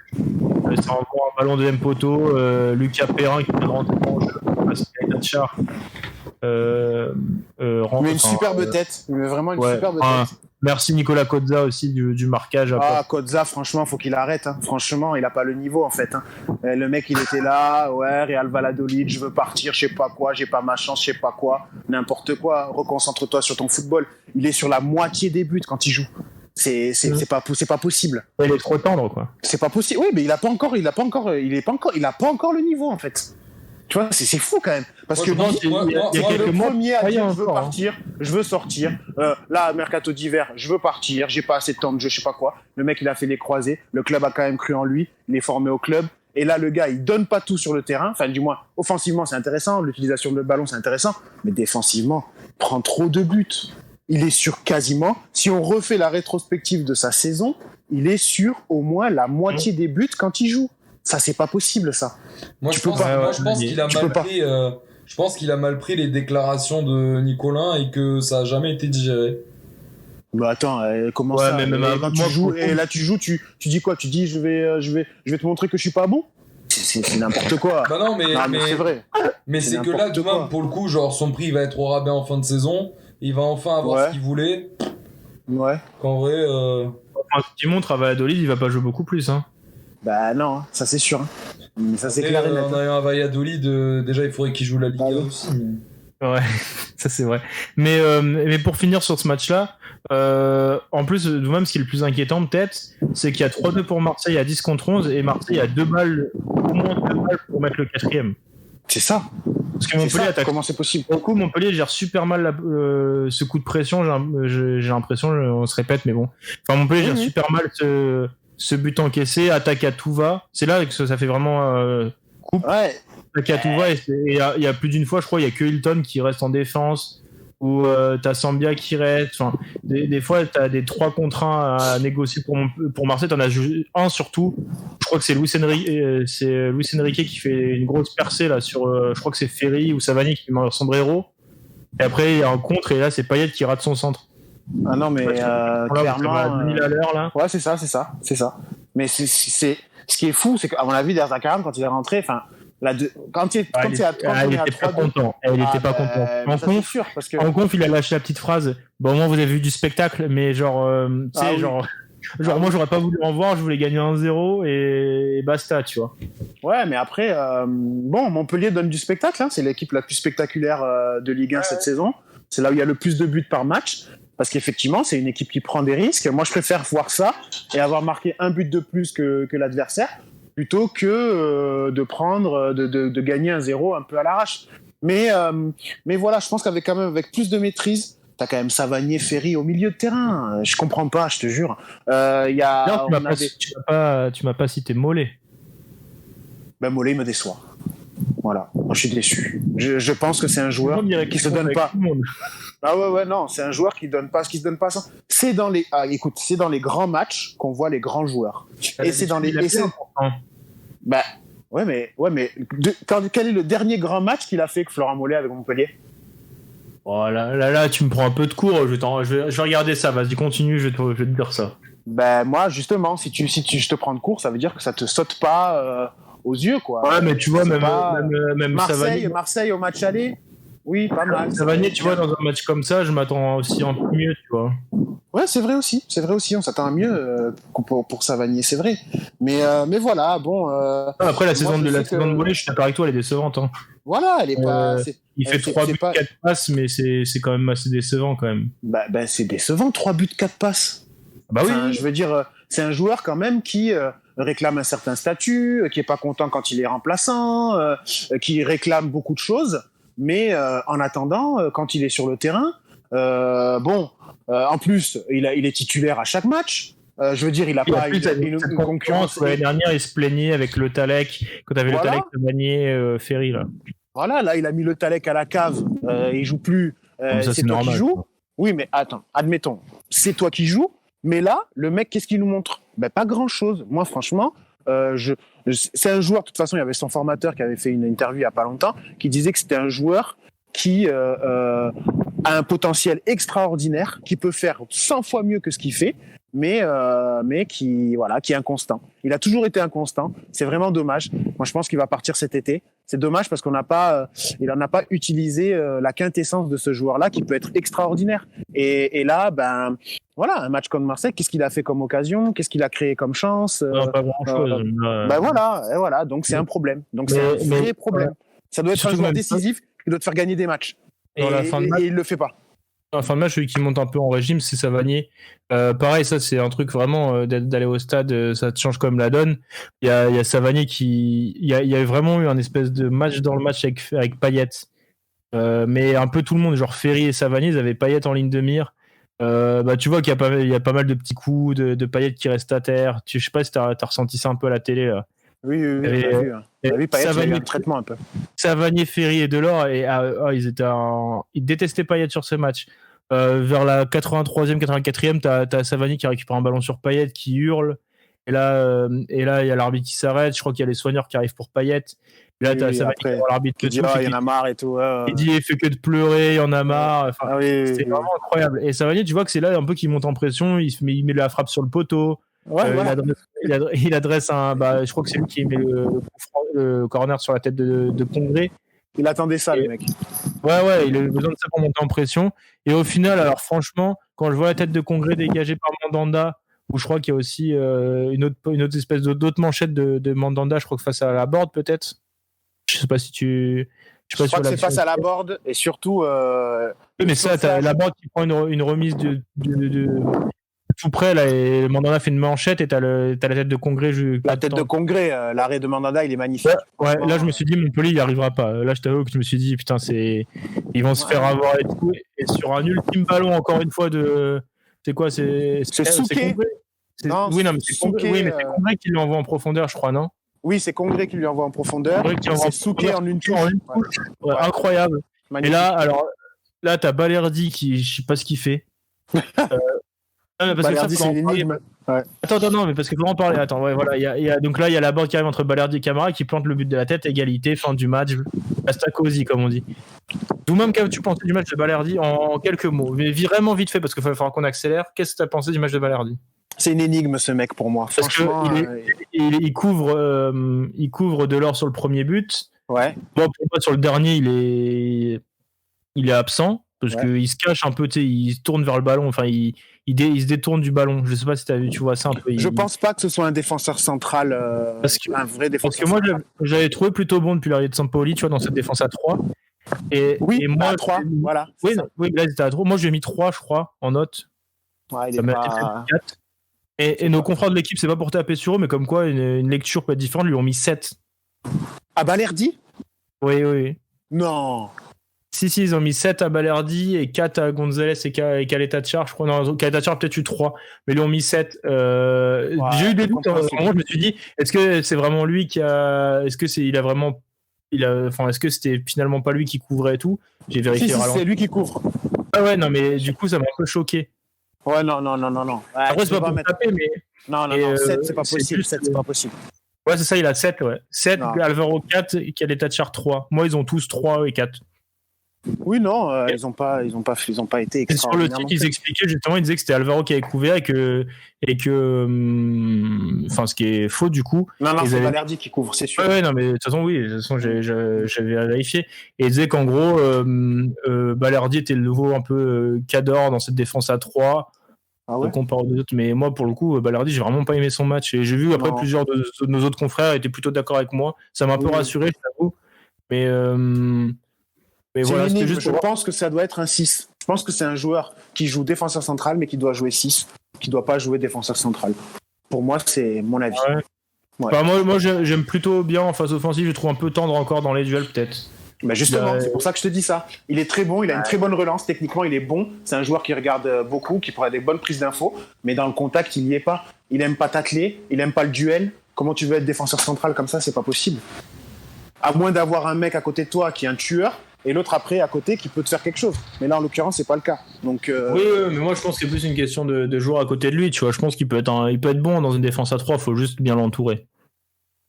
Mais bon, clairement, quand tu vois ce qu'il a fait là, est-ce que l'OM va lever son option d'achat? Je suis pas sûr. Hein. je sais pas, je pense pas. Faudrait demander à Lucas, qui est plus Je pense qu'on a fait le tour un peu de ce match. On était un peu plus long que prévu. On va venir au match de 13h. Bon, le Stade Rennais s'est imposé 1-0 face à Nantes. Il n'y a pas grand-chose à dire de ce match. Franchement, c'était pas un grand match. Martin Terrier, par contre, met un sacré but. Ah ouais, il faut en parler dessus, putain. Fouah. Magnifique le but de Incroyable, Martin hein. Terrier, magnifique. Ouais, mais c'est la seule un peu, c'était la seule éclaircie dans ce match hein, quand même. Hein. C'était plutôt faible. J'imagine que Landreau doit savourer la nouvelle défaite de Nantes.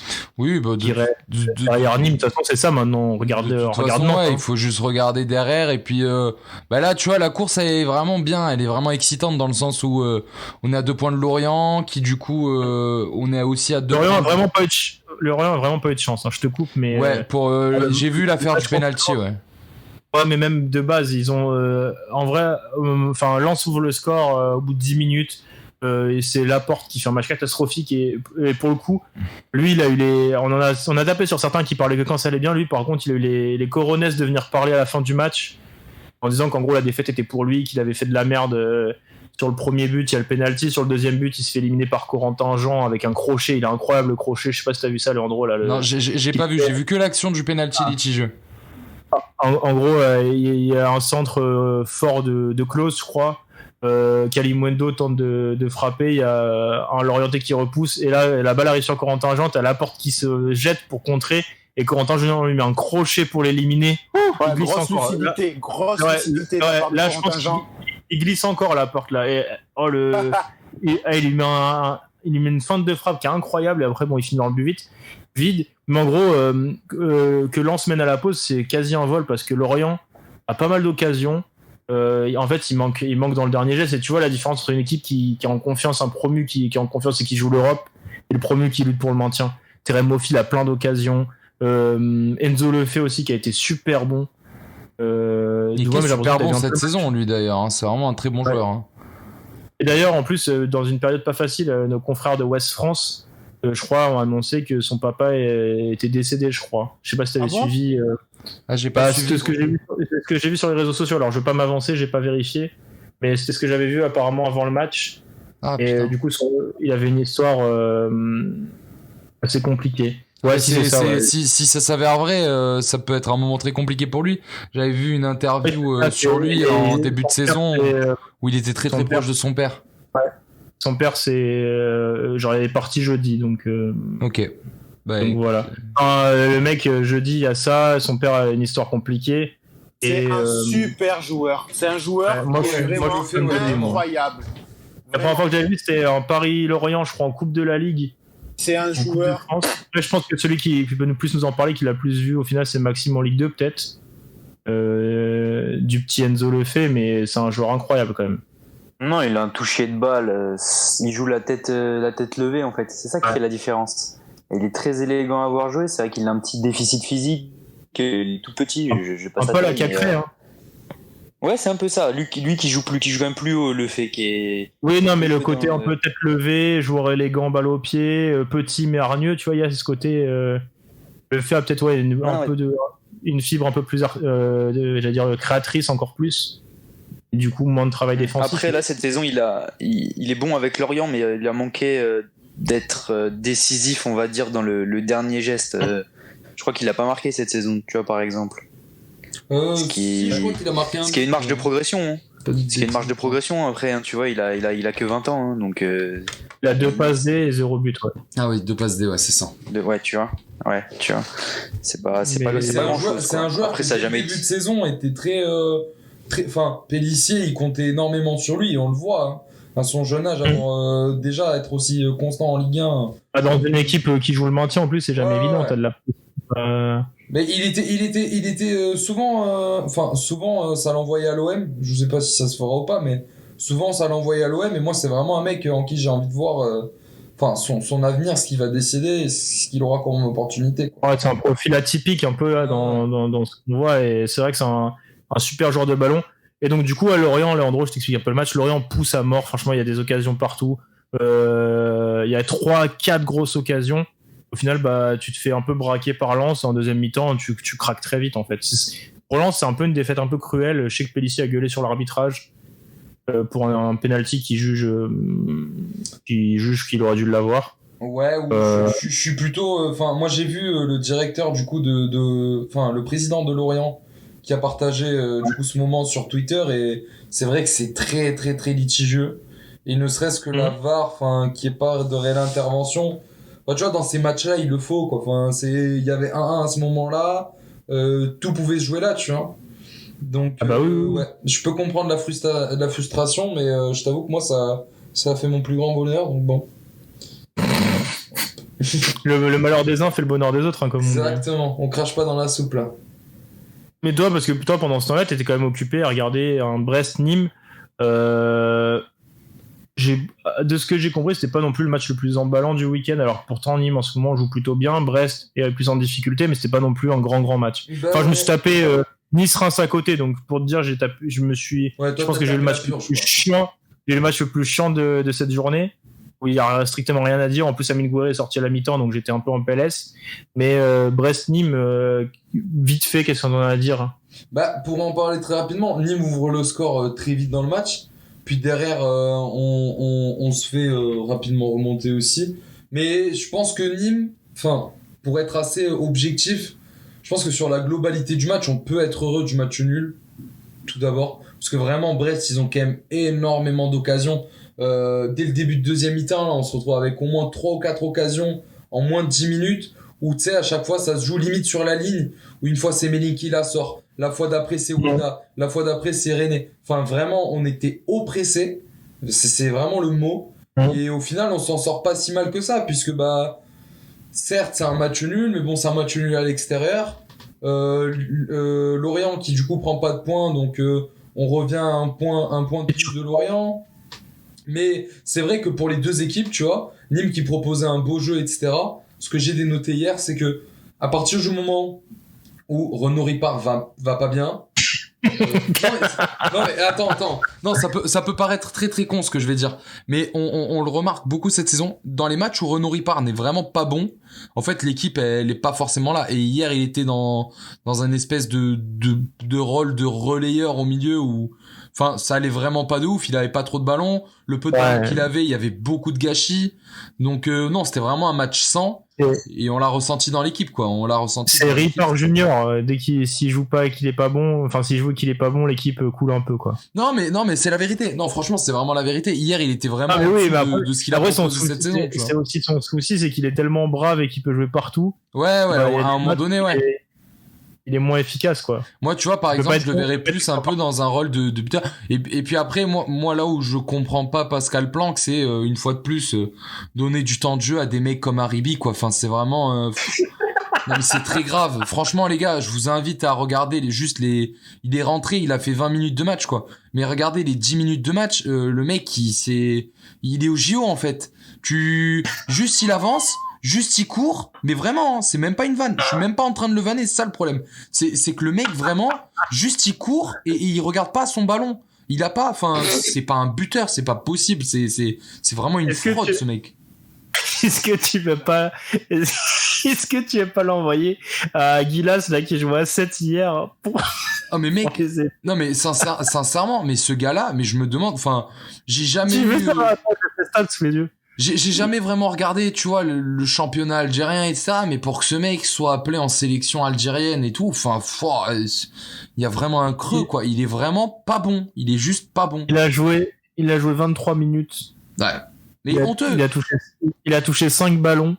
Mais tu vois, et le pire, c'est que dans les ballons où il touche. Et un duel gagné sur 6. Mais dans les ballons où il touche, il faut vraiment aller regarder les actions. Parce que c'est vraiment des actions où il court, mais t'as l'impression c'est bip bip et coyote, quoi. Mec, il est juste là, il court. Il fait que ça. Juste il avance. Il y a pas de touche de balle, juste il avance, il court. C'est tout. Ça s'arrête là, quoi. C'est Karim Haribi. Et je comprends pas, tu vois, malgré une méforme de Nolan Roux, etc. Je vais pas non plus mettre en cause tous les choix du coach, tu vois. Mais putain, t'as Moussa Koné qui fait vraiment un bon match hier pour le coup et qui était bien dedans. Et tu le sors pour mettre ce mec. Enfin, c'est se tirer une balle dans le pied. Tu peux pas vouloir aller chercher quoi que ce soit. C'est vraiment. Vraiment pas. Et le petit Alainville, il a un peu disparu, non ou... Ouais, on le voit plus du tout. Enfin. Un match comme ça, quand je vois le banc, tu peux dire Ripard va passer en pointe et mettre un petit Alainville, tu vois, dans le milieu, tu vois, par exemple. Bah ouais, mais tu vois, enfin après, encore aujourd'hui, j'ai vu. Même Nolan, t'as raison, même Nolan. J'ai vu pas mal de Nîmois, mais tu vois, le truc c'est que Nolan, il a quand même l'expérience et puis malgré qu'il ait eu, enfin, il est vraiment pas été très bon ce début de saison, etc. Tu vois, malgré tout, ça reste un joueur qui a l'expérience de la Ligue 1, qui sait se placer. Et si tu le mets pour faire 20 minutes, enfin, je pense pas qu'il va être catastrophique, tu vois. Alors que mettre vraiment un mec comme Haribi, c'est être catastrophique, c'est vraiment. C'est dommage pour un mec comme Nolan Roux quand même, avec son expérience et tout. Moi, je pensais que vraiment avec Nîmes, c'était une bonne pioche, que justement qu'il pouvait éviter peut-être la Ligue 2 en mettant les buts qu'il faut. Là, je suis un peu déçu quand même. Hein. Mais tu sais, moi, je peux me tromper, hein. Mais quand j'ai commencé à voir le début de saison, je me suis dit cette saison, c'est soit il arrive à avoir des coups de génie et il reprend une place, soit une fois qu'il part de Nîmes. Mais ce mec-là, enfin, il va même pas. Je pense que même en national, ça va être compliqué. En Ligue 2, c'est sûr, il aura pas sa place. Ouais. Je peux vous assurer qu'en Ligue 2, il aura pas sa place. Hein. Après qu'il y a 2-3 ans, il met plus de 10 buts avec Metz quand même. Je pense que c'était un peu dur avec. Mais le problème qu'il y a, c'est que déjà à la base, lui, il avait cette fameuse réputation, tu sais, de mec qui joue dans des clubs qui descendent, etc. Puis en plus, sa saison à Nîmes est vraiment pas ouf. Et l'an dernier, en plus, il avait vraiment fait la diff, tu vois, quand il était arrivé, il avait vraiment fait la diff. Tu vois qu'il a des qualités. C'est comme celui. Tu te rends compte que tu devais avoir Amine Gouiri, t'as fini avec Nolan Roux, non? C'est ça un peu le. Ouais, et puis on devait aussi finir avec Mariano Diaz et on finit avec Karim Haribi. Je sais pas c'est quoi le pire, mais. Ouais. Franchement, ça m'a. Dernière question, à ce que j'ai compris, Loïc Land n'aura pas été exceptionnel, non? Non, pas pour le coup, mais après moi avec Landre, vraiment, ça a toujours été un joueur que j'ai apprécié, ne serait-ce que pour ça. Enfin, là, ça faisait longtemps qu'il jouait pas. Ça faisait vraiment longtemps qu'il jouait pas. C'est plus en gros, est-ce que c'était logique de remettre le. Pour moi, c'était logique de donner du temps à Landre, parce que pour moi, il faudrait qu'on le rénove. Mais c'est mon avis personnel, tu vois. Et je me dis qu'un mec. Hein? Le prolonger? Ouais, de le prolonger, ouais. Mais tu vois, moi, je me dis que le problème qu'il y a, c'est que ce mec-là, si tu lui donnes pas de temps de jeu en fin de saison. Bah oui, non, mais après. Tu jamais aller le prolonger. Donc, il a peut-être fait un choix aussi, parce qu'en face, t'avais un gros client avec Steve Mounier, tu vois. Ouais, et puis il se connaissait déjà un peu plus, tu vois. Et Guessou, ça reste quand même très fébrile, je trouve, dans le duel, tu vois. Ouais. Alors et pourtant, je regarde ses stats, il a gagné qu'un seul duel aérien, tu vois, sur 7. Donc ça prouve que même lui qui a plutôt une réputation de joueur, enfin voilà, et physique, etc., qui est plutôt solide dans les duels, a eu du mal à gérer Steve Mounier et Irvine Cardona. Mais la doublette Cardona-Mounier, enfin. Hier, vraiment, c'était un peu le match des anciens Nîmes olympiques, tu vois. Mounier, c'est 8 duels aériens remportés sur 11, hein. Ouais. Donc, mais hier, c'était vraiment le match des anciens du Nîmes olympique, et quand Philippe Otto il rentre à la fin, je me dis, ah là, pas possible. On va pas se faire clutch par Philippe Otto, c'est hors de question, tu vois. Et non, c'était vraiment un match où c'était dommage, mais je pense qu'en tant que Nîmois, on peut vraiment être heureux d'avoir réussi à accrocher un nul dans une équipe qui était en méforme depuis plusieurs semaines déjà, mais voilà, on peut déjà s'estimer heureux, je pense. Ouais, je pense qu'on a fait le tour. Après, c'est pas fini de toute façon. Hein. Il y a Il y a on n'a Laurent. pas fait le tour, hein. On n'a pas fait le tour. Non, j'ai pas fini, Doumam. Mais non. Cette VAR là, alors on n'en parle pas. On va pas ne pas en parler quand même. On va pas ne pas en parler. Mais en gros, t'as dit qu'il y avait hors-jeu, Doumam. Mais jamais de la vie, il y a hors-jeu. C'est quoi ça? Pour moi, il y a hors-jeu, Doumam. Je peux comprendre. Ouais, mais. Doumam, faut pas à chaque fois remettre en question la VAR. Allié. Après, c'est juste. De toute façon, quoi qu'on dise, malheureusement, Doumam, c'est parti pour rester, hein, cet arbitrage vidéo. Donc. Oui, c'est pas. Bah alors, moi, je veux bien sur la goal line, parfait. Mais sur le hors-jeu là, on est d'accord que pour moi, justement, en plus, l'action de Ferrat, elle est magnifique. Moi, je trouve que c'est une honte au football parce que on parle de quelques millimètres là. On n'est pas là pour penser à une action magnifique ou pas magnifique, hein, on juge pas comme ça. Hein. Ah bon? Ah bah si. Bah si, justement. Doumam, il est là pour la beauté du football. Là, il y a pas de but derrière. Là dans la VAR et il se dit oh putain, Zinedine, vas-y Zinedine, tu crois qu'il... Non mais là on parle football. En football, tu fais une belle action, derrière on annule ton but, alors qu'en fait, pour moi il y a but. Franchement, il y a but. Il y a but, on peut pas refuser les buts comme ça quand on a un hors-jeu de un talon ou d'un cheveu. C'est pas possible. Ça peut y arriver, Andy. Hein. Ouais, ça lui est déjà arrivé. Ça lui est arrivé l'année dernière. Là, ça lui est arrivé aussi cette année contre Nîmes. Enfin, c'est n'importe quoi. Bref, c'était mon coup de gueule. La VAR, c'est voilà, c'est le coup de gueule sur la VAR. Là. Leandro, on en a déjà parlé. Il trouve qu'il y a hors-jeu. Après, moi, après, tu vois, genre, pareil, c'est un moment où en vrai de vrai, enfin, genre, l'équipe nîmoise à ce moment-là, genre, ils se prennent un tel coup dans la tête qu'on se relève même plus forcément dans le match, tu vois. Je pense qu'ils sont tellement dégoûtés, les mecs, que la VAR annule ce but qui était vraiment qui venait un peu de nulle part, tu vois, malgré tout.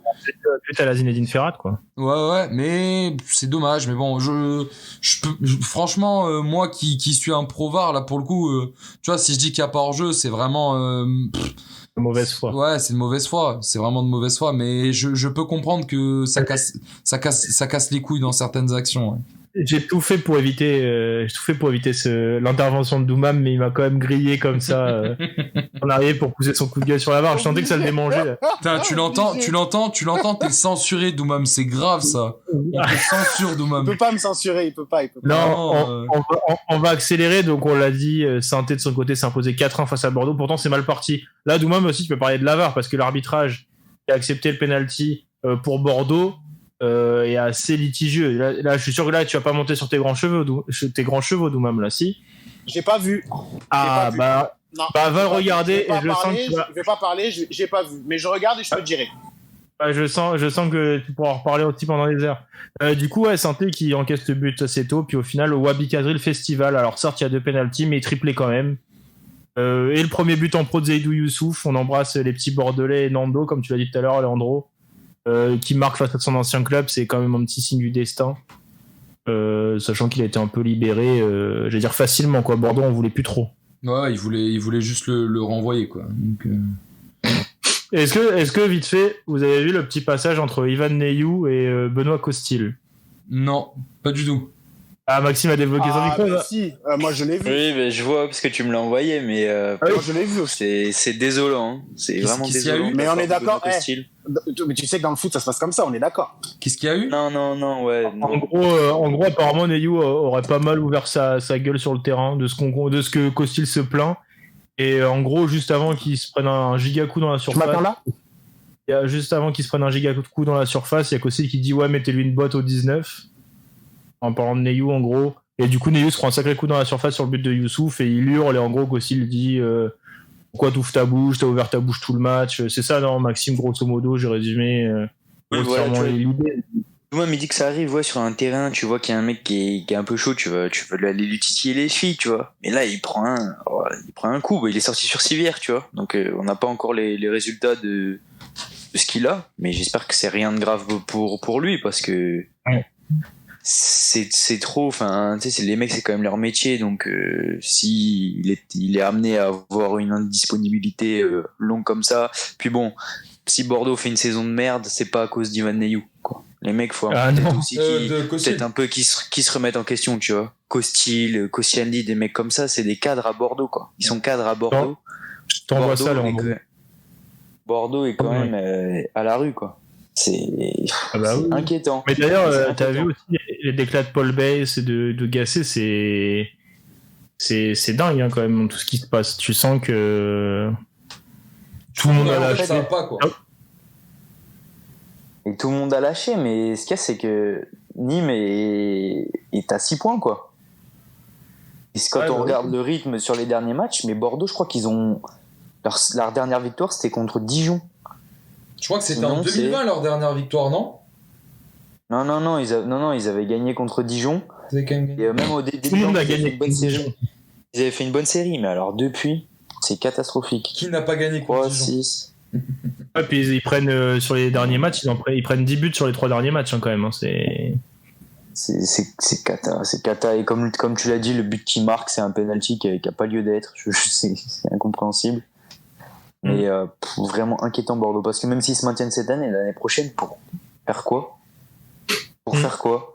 Ils ont pas d'argent, ils vont recruter et puis même si le Covid est fini et que t'as le retour dans les stades, t'as personne qui va venir parce que les supporters sont plus que. Pour voir quoi ? Non mais même les supporters, je sais pas si t'as vu, il y a une vraie haine là qui est passée. Il y a encore eu un truc avec le club qui a pas répondu pour un maillot d'un enfant handicapé. Enfin là on sort un peu du foot, mais qu'en gros t'as les supporters qui se plaignent, ils en peuvent plus de leur club en fait. Ils se reconnaissent plus dans les valeurs du club depuis King Street. C'est que là en plus les supporters ils avaient été au élan, ils sont allés, ils ont interrompu l'entraînement avant le départ pour Saint-Etienne et on voit qu'au final, même ça fait pas réagir puisqu'ils se sont fait gifler par Saint-Etienne et c'est horrible hein, mais parce que ce que dit Max c'est très bien puisque frère qu'est-ce qu'ils vont faire l'an prochain Bordeaux ? Moi, je pense que, franchement, pour Bordeaux, la meilleure chose, c'est de descendre. Honnêtement. Hein. Comme ça, tu restructures le club et tu repars de l'avant avec une nouvelle directive. Tu sais que t'es pas le premier à dire ça et on parlait de Nando. Le mieux, c'est qu'ils descendent. Mais tu vois, par exemple, Nando, pour lui, le mieux, ce serait que, pareil, qu'ils descendent, ou certes, qu'ils galèrent là et qu'après, ils puissent revenir avec des bonnes bases. Le problème, c'est qu'on a l'impression que Bordeaux, je comprends même pas ce qui attire en ce moment les dirigeants de Bordeaux. Parce qu'attends, descendre, va falloir remonter. Mais voilà, les gars, la Ligue 2, c'est Bourbier. Hein. C'est Bourbier. Regarde Guingamp. Oui, Guingamp. Ouais. Ils sont 18e. Amiens qui fait de la peine. T'en as plein de camps qui galèrent à remonter. Bordeaux, s'ils redescendent, je suis pas sûr qu'ils remontent juste après. Ouais, hein. mais après, tu vois, t'as des cas comme Toulouse qui part de Ligue 1 avec un bilan catastrophique, etc. et qui au final se restructurent parce qu'ils revendent. Donc moi je me dis. Non, mais attention, Toulouse, il y avait quand même des jeunes qui étaient là, ça s'appuyait sur un centre de formation. Mais alors là, à Bordeaux. Ouais. Tu te rends compte, on parle de Bordeaux. Bordeaux, c'était un des meilleurs clubs formateurs de France. Ils ont sorti Chouameni, ils ont sorti Zeidou, ils ont sorti Fofana. Jules Koundé. S'ils n'arrivent pas à ressortir. Enfin, après, voilà, c'est une question de structure. Normalement, avec des jeunes, tu peux ressortir à Bordeaux. C'est que le club est très mal structuré. De Taverneau, il l'a vendu enfin voilà quoi.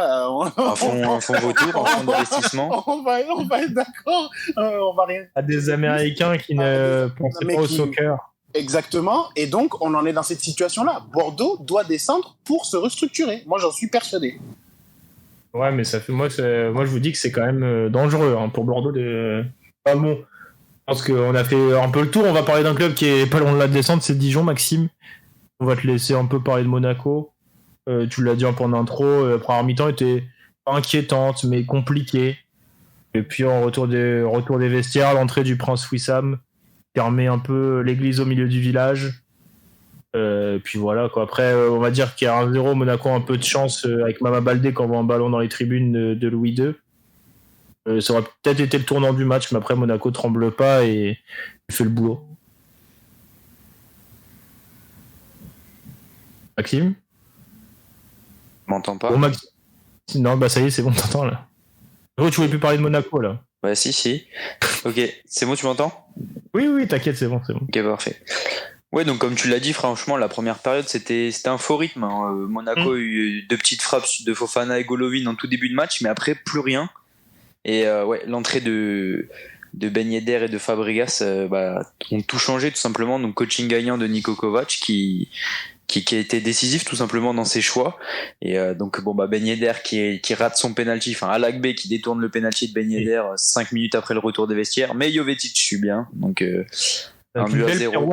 une belle pirouette pour sa célébration où il finit par-dessus les rambardes. Ouais, c'était sympa pour les célébrer avec personne, mais bon. Non, mais après, Monaco, oui, comme tu l'as dit, Balde rate une belle occasion, hein. On va pas se mentir. Plus que belle, même, hein. Franchement, c'est. Mais Mama, il fait tout pour signer à Nîmes en été, donc faut laisser Mama, laissez-le. C'est incroyable. Ce serait une bonne recrue pour vous. Ah, ce serait un Nîmois qui raterait ça, le gros, tu serais fou. Karim Aribi aurait raté ça. Karim Aribi touche pas le ballon, c'est ça le problème. Vas-y, je t'en prie. Non mais tu vois, après Monaco, c'était comme face à Metz l'autre jour, première période ratée, puis au final après tu vois ça a quand même déroulé. Donc Ben Yedder qui a inscrit un doublé encore une fois en sortie de banc. Il a dit après match que c'était pas vraiment. La presse a dit que c'était pas dérangeant ce nouveau statut un peu, que depuis qu'il avait eu le Covid, il avait besoin un peu de repos. Donc c'était une bonne chose. Il faut souligner aussi qu'à Monaco, ce week-end, il n'y avait pas Voland qui a une bronchite apparemment. Donc à voir. J'espère que son absence sera Diop, il était ce pas week-end. ouf de ce que j'ai vu aussi.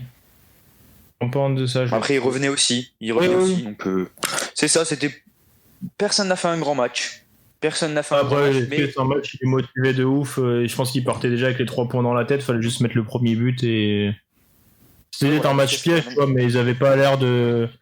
Ils jouaient pas avec l'envie. Enfin, comment je peux dire ça? Tu les sentais pas animés par non plus. L'intensité, ouais. Ouais, c'est ça. Ouais. C'était totalement. Comme t'as dit, un rythme un peu pourri ou je pense qu'ils en gardent un peu sous le coude. Après, voilà, même un match galère comme ça, t'arrives à ressortir avec les 3 points, à ne pas prendre de but, encore une fois, et en marquer. Et puis, tout simplement, à rester au contact, quoi.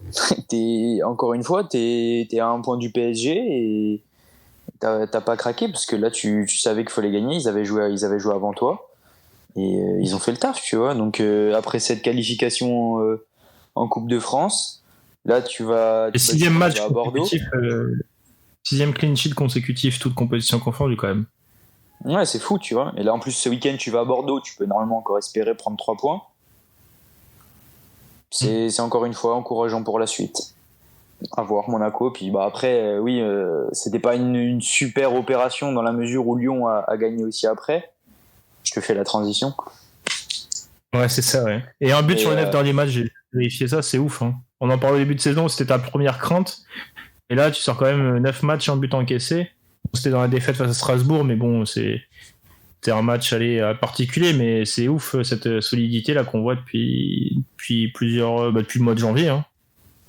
Quand même quelque chose. Franchement, 2021, c'est justement comme tu disais tout à l'heure. Le mois de janvier, t'encaisses pas mal de buts, mais février, on va dire, c'est costaud quoi. À partir du PSG, t'as un but encaissé. Et t'en encaisses pas contre le PSG, c'est quand même fort. Ouais, voilà, donc de quoi regretter ce trou d'air en décembre, quoi. Donc t'as perdu ton match contre l'OM, contre Lille, contre Lens, mais ouais. La confrontation directe face à Lyon début mai, là, 35e journée, elle va valoir très très cher. Ça. Ouais, puis la Coupe de France déjà avant, hein. 2 matchs contre Lyon qui est. Ouais, c'est vrai qu'il y aura 2 matchs. J'espère que ça va faire pareil que contre Metz, vu que Metz, on les a joués en championnat après, on les a gagnés en coupe, donc 2 fois. Donc si ça peut faire pareil, c'est cool. Je pense que tu cracherais pas même pour une petite Coupe de France à la fin de la saison. Ouais, tu vois, comme je te disais la semaine dernière. Ouais, c'est ça. Monaco peut pas accrocher un titre, une petite Coupe de France pour se consoler, il y a quand même pire, on va dire. Ouais, écoute, tu m'as fait la transition parfaite pour Lyon. On va accélérer. C'était un match plutôt simple pour l'OL. Lyon a été plutôt efficace. Franchement, c'était l'une des premières mi-temps les plus abouties de l'OL en 2021, qui est clairement pas en réussite ces derniers temps. Ils n'avaient pas gagné depuis quasi un mois, presque. J'ai plutôt bien aimé Depay et ailier gauche. Ça fait pas mal de dégâts à la défense angevine qui était à 5 derrière. Ils n'arrivaient pas à le cadrer. Ils ne savaient pas si c'était le latéral qui devait le prendre au marquage ou le central droit, pardon. Et puis il dézonnait pas mal, donc ça a créé pas mal de soucis. Et puis au milieu de terrain, il y a quand même des artistes. Hein. Paqueta qui sort encore un match monstrueux. Après celui qui avait déjà fait face au Red Star sur un terrain dégueulasse, Maxime. On aurait dit que c'était les seuls qui jouaient en chaussons. C'est des mecs qui avaient des parpaings aux pieds. Ça m'avait choqué, je crois, contre le Red Star. En fait, sur un synthétique comme ça, c'est là où tu vois les mecs qui sont techniques, tu vois. Ouais, c'est pour ça que je joue pas trop tu vois.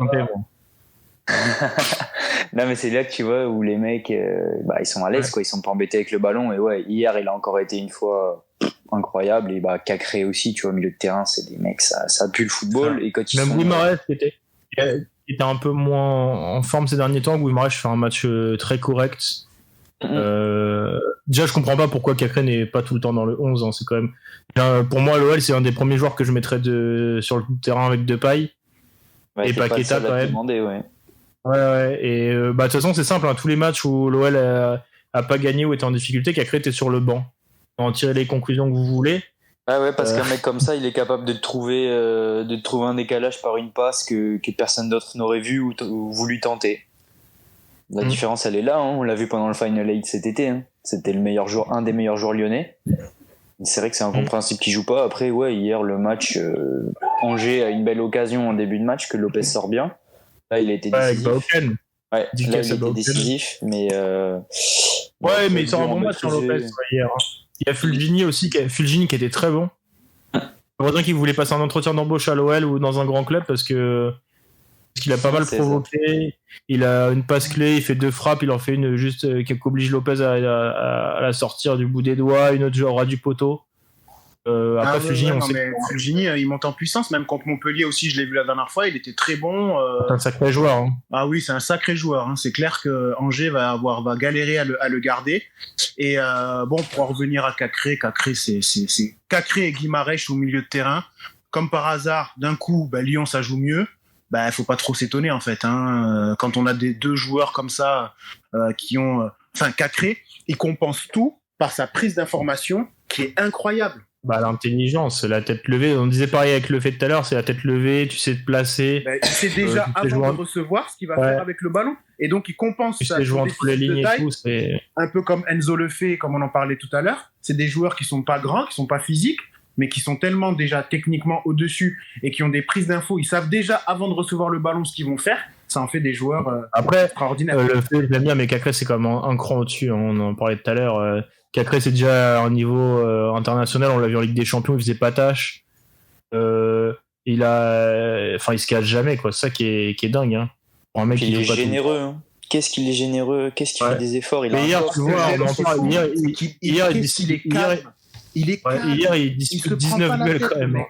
Et Angers, c'est pas l'équipe la moins physique de Ligue 1. Il va aux 19 fois au duel hier quand même. Ça, c'est un signe quand même d'un mec qui a pas peur d'y aller et qui est même pas complexé par sa petite taille. De toute façon, on a déjà vu plusieurs interviews de lui où il disait justement qu'il en profitait pour être plus agile, être mieux placé, etc. Hier, c'est aussi 87 ballons touchés.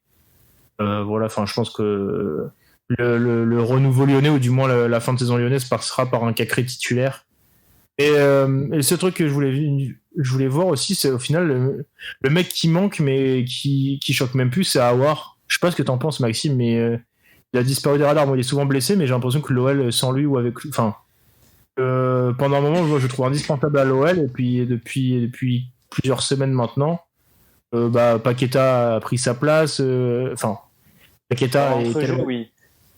En fait, dans l'entrejeu, vu qu'il y a de la qualité à l'OL, beaucoup de qualité, comme on l'a dit, tu pourrais avoir un milieu Paqueta, Cacré, Guimaraes en 6, et où on avait vu Aouar un peu cette saison, c'était sur le côté gauche.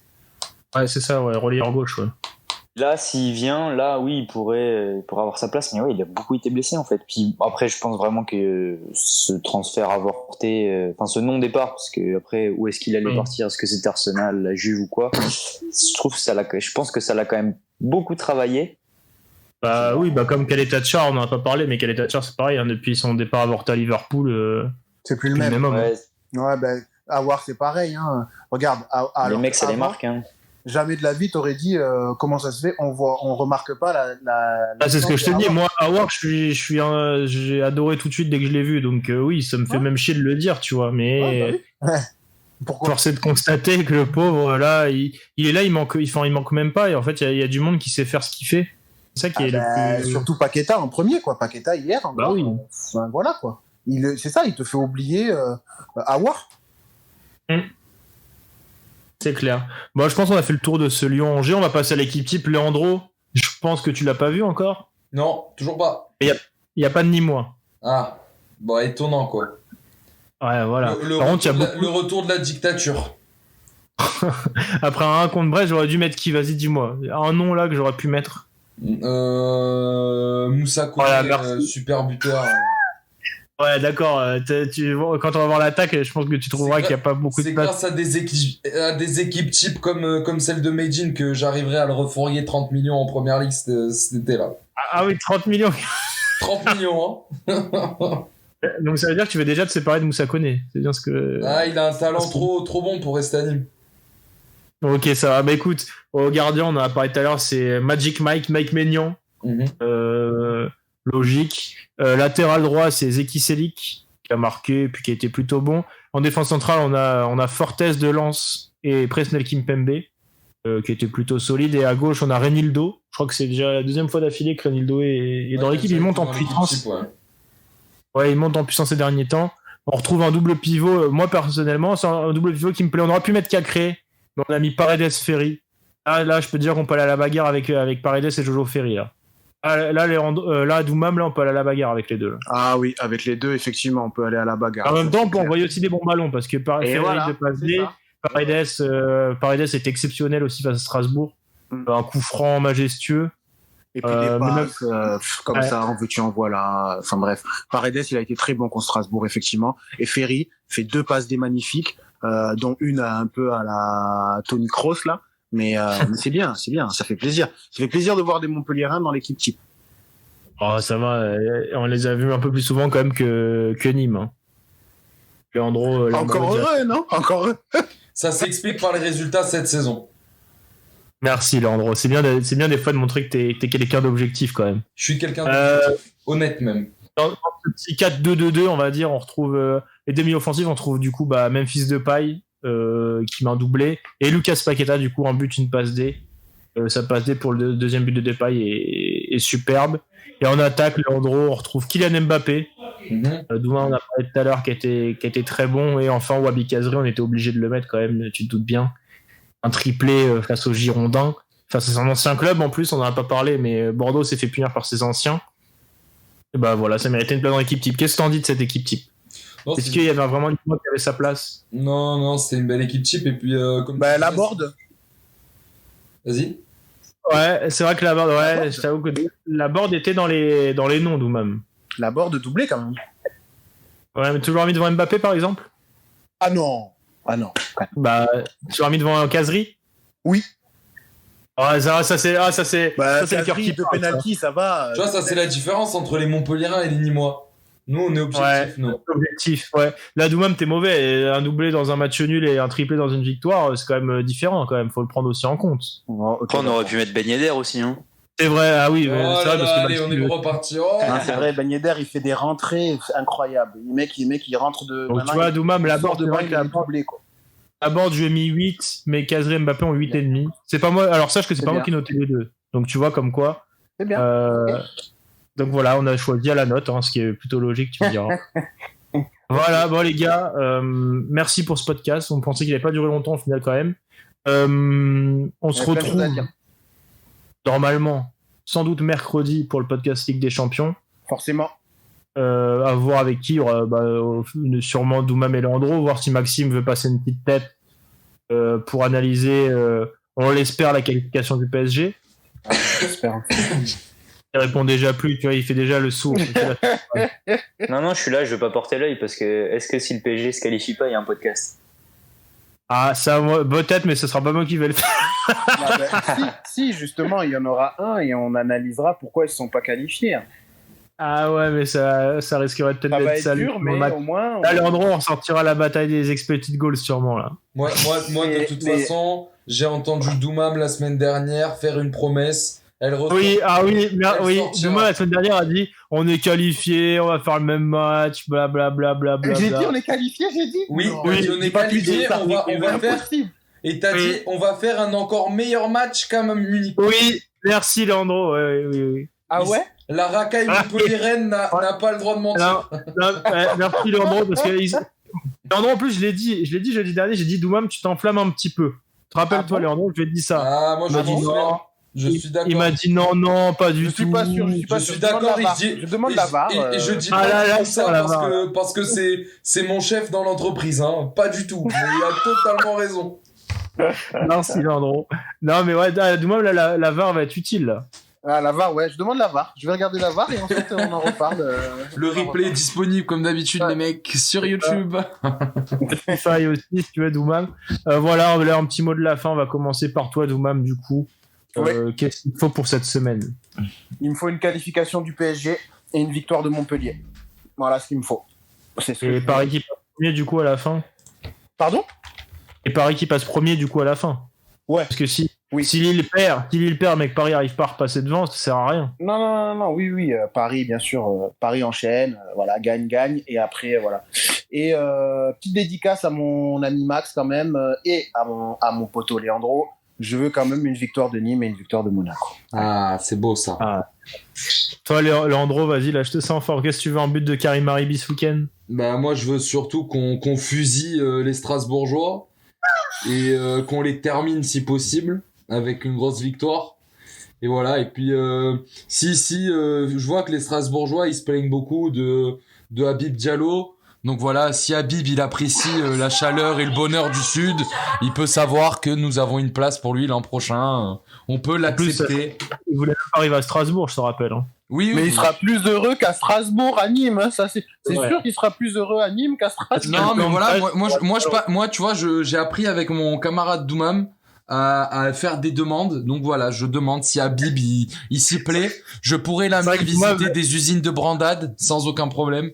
Donc, c'est vrai que Doumam, il demande Ferrat, il place ses joueurs. Et il a envoyé Bruno Genesio à Rennes et il disait j'aime bien Montpellier, mais il est mieux à Rennes quand même. Non, mais la victoire contre Strasbourg, elle est impérative. Je veux toujours Ferrat à Montpellier, je veux toujours qu'il vienne. Et enfin, Maxime, qu'est-ce qu'il te faut là? Bon, tu vas me dire Monaco, mais qu'est-ce qui se passe là? Faut que Clermont se ressaisisse quand même. Faut que Clermont se ressaisisse, oui, sans doute. Mercredi, il y a match de retard contre Amiens. Donc ouais, là, et puis c'est Le Havre après ce week-end, non, c'est ça?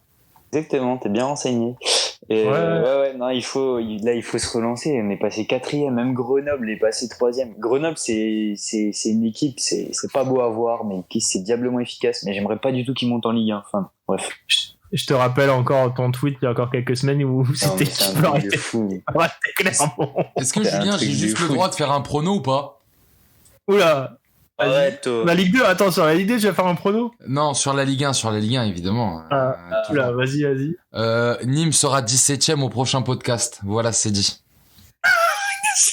Parce que Lorient va se faire fusiller au Vélodrome et Nantes va se faire exploser par Lyon. C'est dit, les amis. Et du coup, Nîmes va gagner. Et Nîmes va exploser Strasbourg. Sur un but de Melling. Ah, d'accord. Ah ouais. C'est dit. Ah oui, là c'est. Et attends, mais tu sais qu'en plus, imagine, là, parce que là, on n'en a pas parlé, on finit sur ça, mais nos copains brestois sont vraiment pas bien là. Ah non, mais là, j'ai très peur. Hein. J'ai très peur pour notre Bretagne là. Mais que ce soit Strasbourg, Bordeaux et Brest, franchement, là en plus, toutes les équipes vont se jouer. Il y a Lorient qui va jouer Bordeaux, il y a Stras qui joue, je crois, le dernier match de la saison, c'est contre Lorient aussi. Il y a Nantes il y a vraiment le bas de tableau là, il risque de beaucoup bouger. Je pense qu'il y a vraiment que Saint-Etienne qui s'est un peu assuré, quoi. Honnêtement, celui qui fait plus flipper en Ligue 1 là, le grand club français qui risque de descendre, c'est Nantes quand même. Nantes, ouais. Oui. Nantes, c'est inquiétant là. Non, mais là, j'ai très peur pour Brest là. Effet Comboiré, voilà, c'est dit. Effet Domenech plus Comboiré. Non mais. Salut de Viglas. Et quand même à Imran Louza, on n'en a pas trop reparlé, mais pensez quand même à Imran Louza et à Denis Bouanga qui ont eu des petits moments pas faciles. Que même si on rigole pas mal dans ce podcast, c'est quand même des trucs qu'il faut pas voir en terre. Ouais. Les Magic fans qui mettent la main à la tête et qui réfléchissent à ce qu'ils disent aux joueurs, sincèrement, c'est très grave. Ouais, faut pas mettre tout le monde dans le même panier, l'endroit, attention. Non, je mets pas tout le monde dans le même panier. Évidemment. Non, mais c'est que. Non, mais c'est grave, ces derniers temps, là, t'as Louza plus Bouanga qui sont victimes de ça, c'est que du foot à la fin. Dieu sait que je suis pas le plus grand fan de Bouanga, mais franchement, ça m'a fait vraiment de la peine pour lui. Ça m'a vraiment fait de la peine, parce que quand tu t'en rends compte que c'est l'un des mecs qui, à chaque fois, arrive à sortir ton équipe du trou, et bon, certes, cette saison avec un peu moins de réussite, mais franchement, je trouve ça vraiment dégueulasse et une mentalité très très très petite pour faire ce genre de commentaires. C'est vrai. Non, mais même pour Louzard, au final, hein, c'est quand même un des seuls qui tente un peu et dans une équipe pas évidente. Non, mais écoute, je pense qu'on a. Alhamdoulilah, ils goûteront à la Ligue 2. Je pense qu'on peut finir sur. Et puis Louzard, je pense qu'il y goûtera pas, lui, pour le coup. J'espère pas, non. Il y a un joueur de ce talent-là. C'est peut-être ça qui va être le plus drôle, c'est que le karma peut frapper, mais dans le mauvais sens, c'est que ces deux joueurs peuvent se rester en Ligue 1 et peut-être pas leur club. Bon, mais voilà. C'est sûr que ces deux mecs, si leur club ils sont pas en Ligue 1, eux, s'il y a pas un mec qui leur ouvre les portes, je vais devenir scout, hein, sincèrement. Même Ludo Blas, ça va le faire quand même. Je pense que ça. Oui, Saint-Étienne, je pense. Vu les dernières prestations, vu ce qu'on voit, vu comment je pense que Claude Puel, justement, il a réintégré des cadres comme Kazri, etc. Bon, je pense que ça va le faire parce que là, c'est quand même au niveau du jeu, c'est cohérent. Mais Nantes, c'est très inquiétant. Nantes, je pense que ça va descendre. Bah oui. Mais moi, je vous dis, j'ai juste une petite peur pour Brest. Faut que nos amis brestois gardent le cap et remportent encore un ou deux matchs et ça sera fini. Mais tu vois, tu disais que pour Bordeaux, la descente, c'était le seul moyen de revenir. Est-ce que pour Nantes, c'est pas le seul moyen de faire évincer Kita ? On sait pas, on verra aussi. On verra, écoute, Leandro, je pense qu'on peut s'arrêter là. Merci à tous. Vous retrouvez Doumam sur Twitter, sur son compte perso, Maxime et moi sur YouTube, sur le site évidemment, et Leandro qui est là sur tous nos réseaux. Voilà, Leandro a de nouveaux objectifs maintenant, un nouveau réseau social à conquérir. Streamer pour moi. Et voilà. Allez, bientôt le disque d'or. Ciao tout le monde. Ciao tout le monde. Bis. Salut.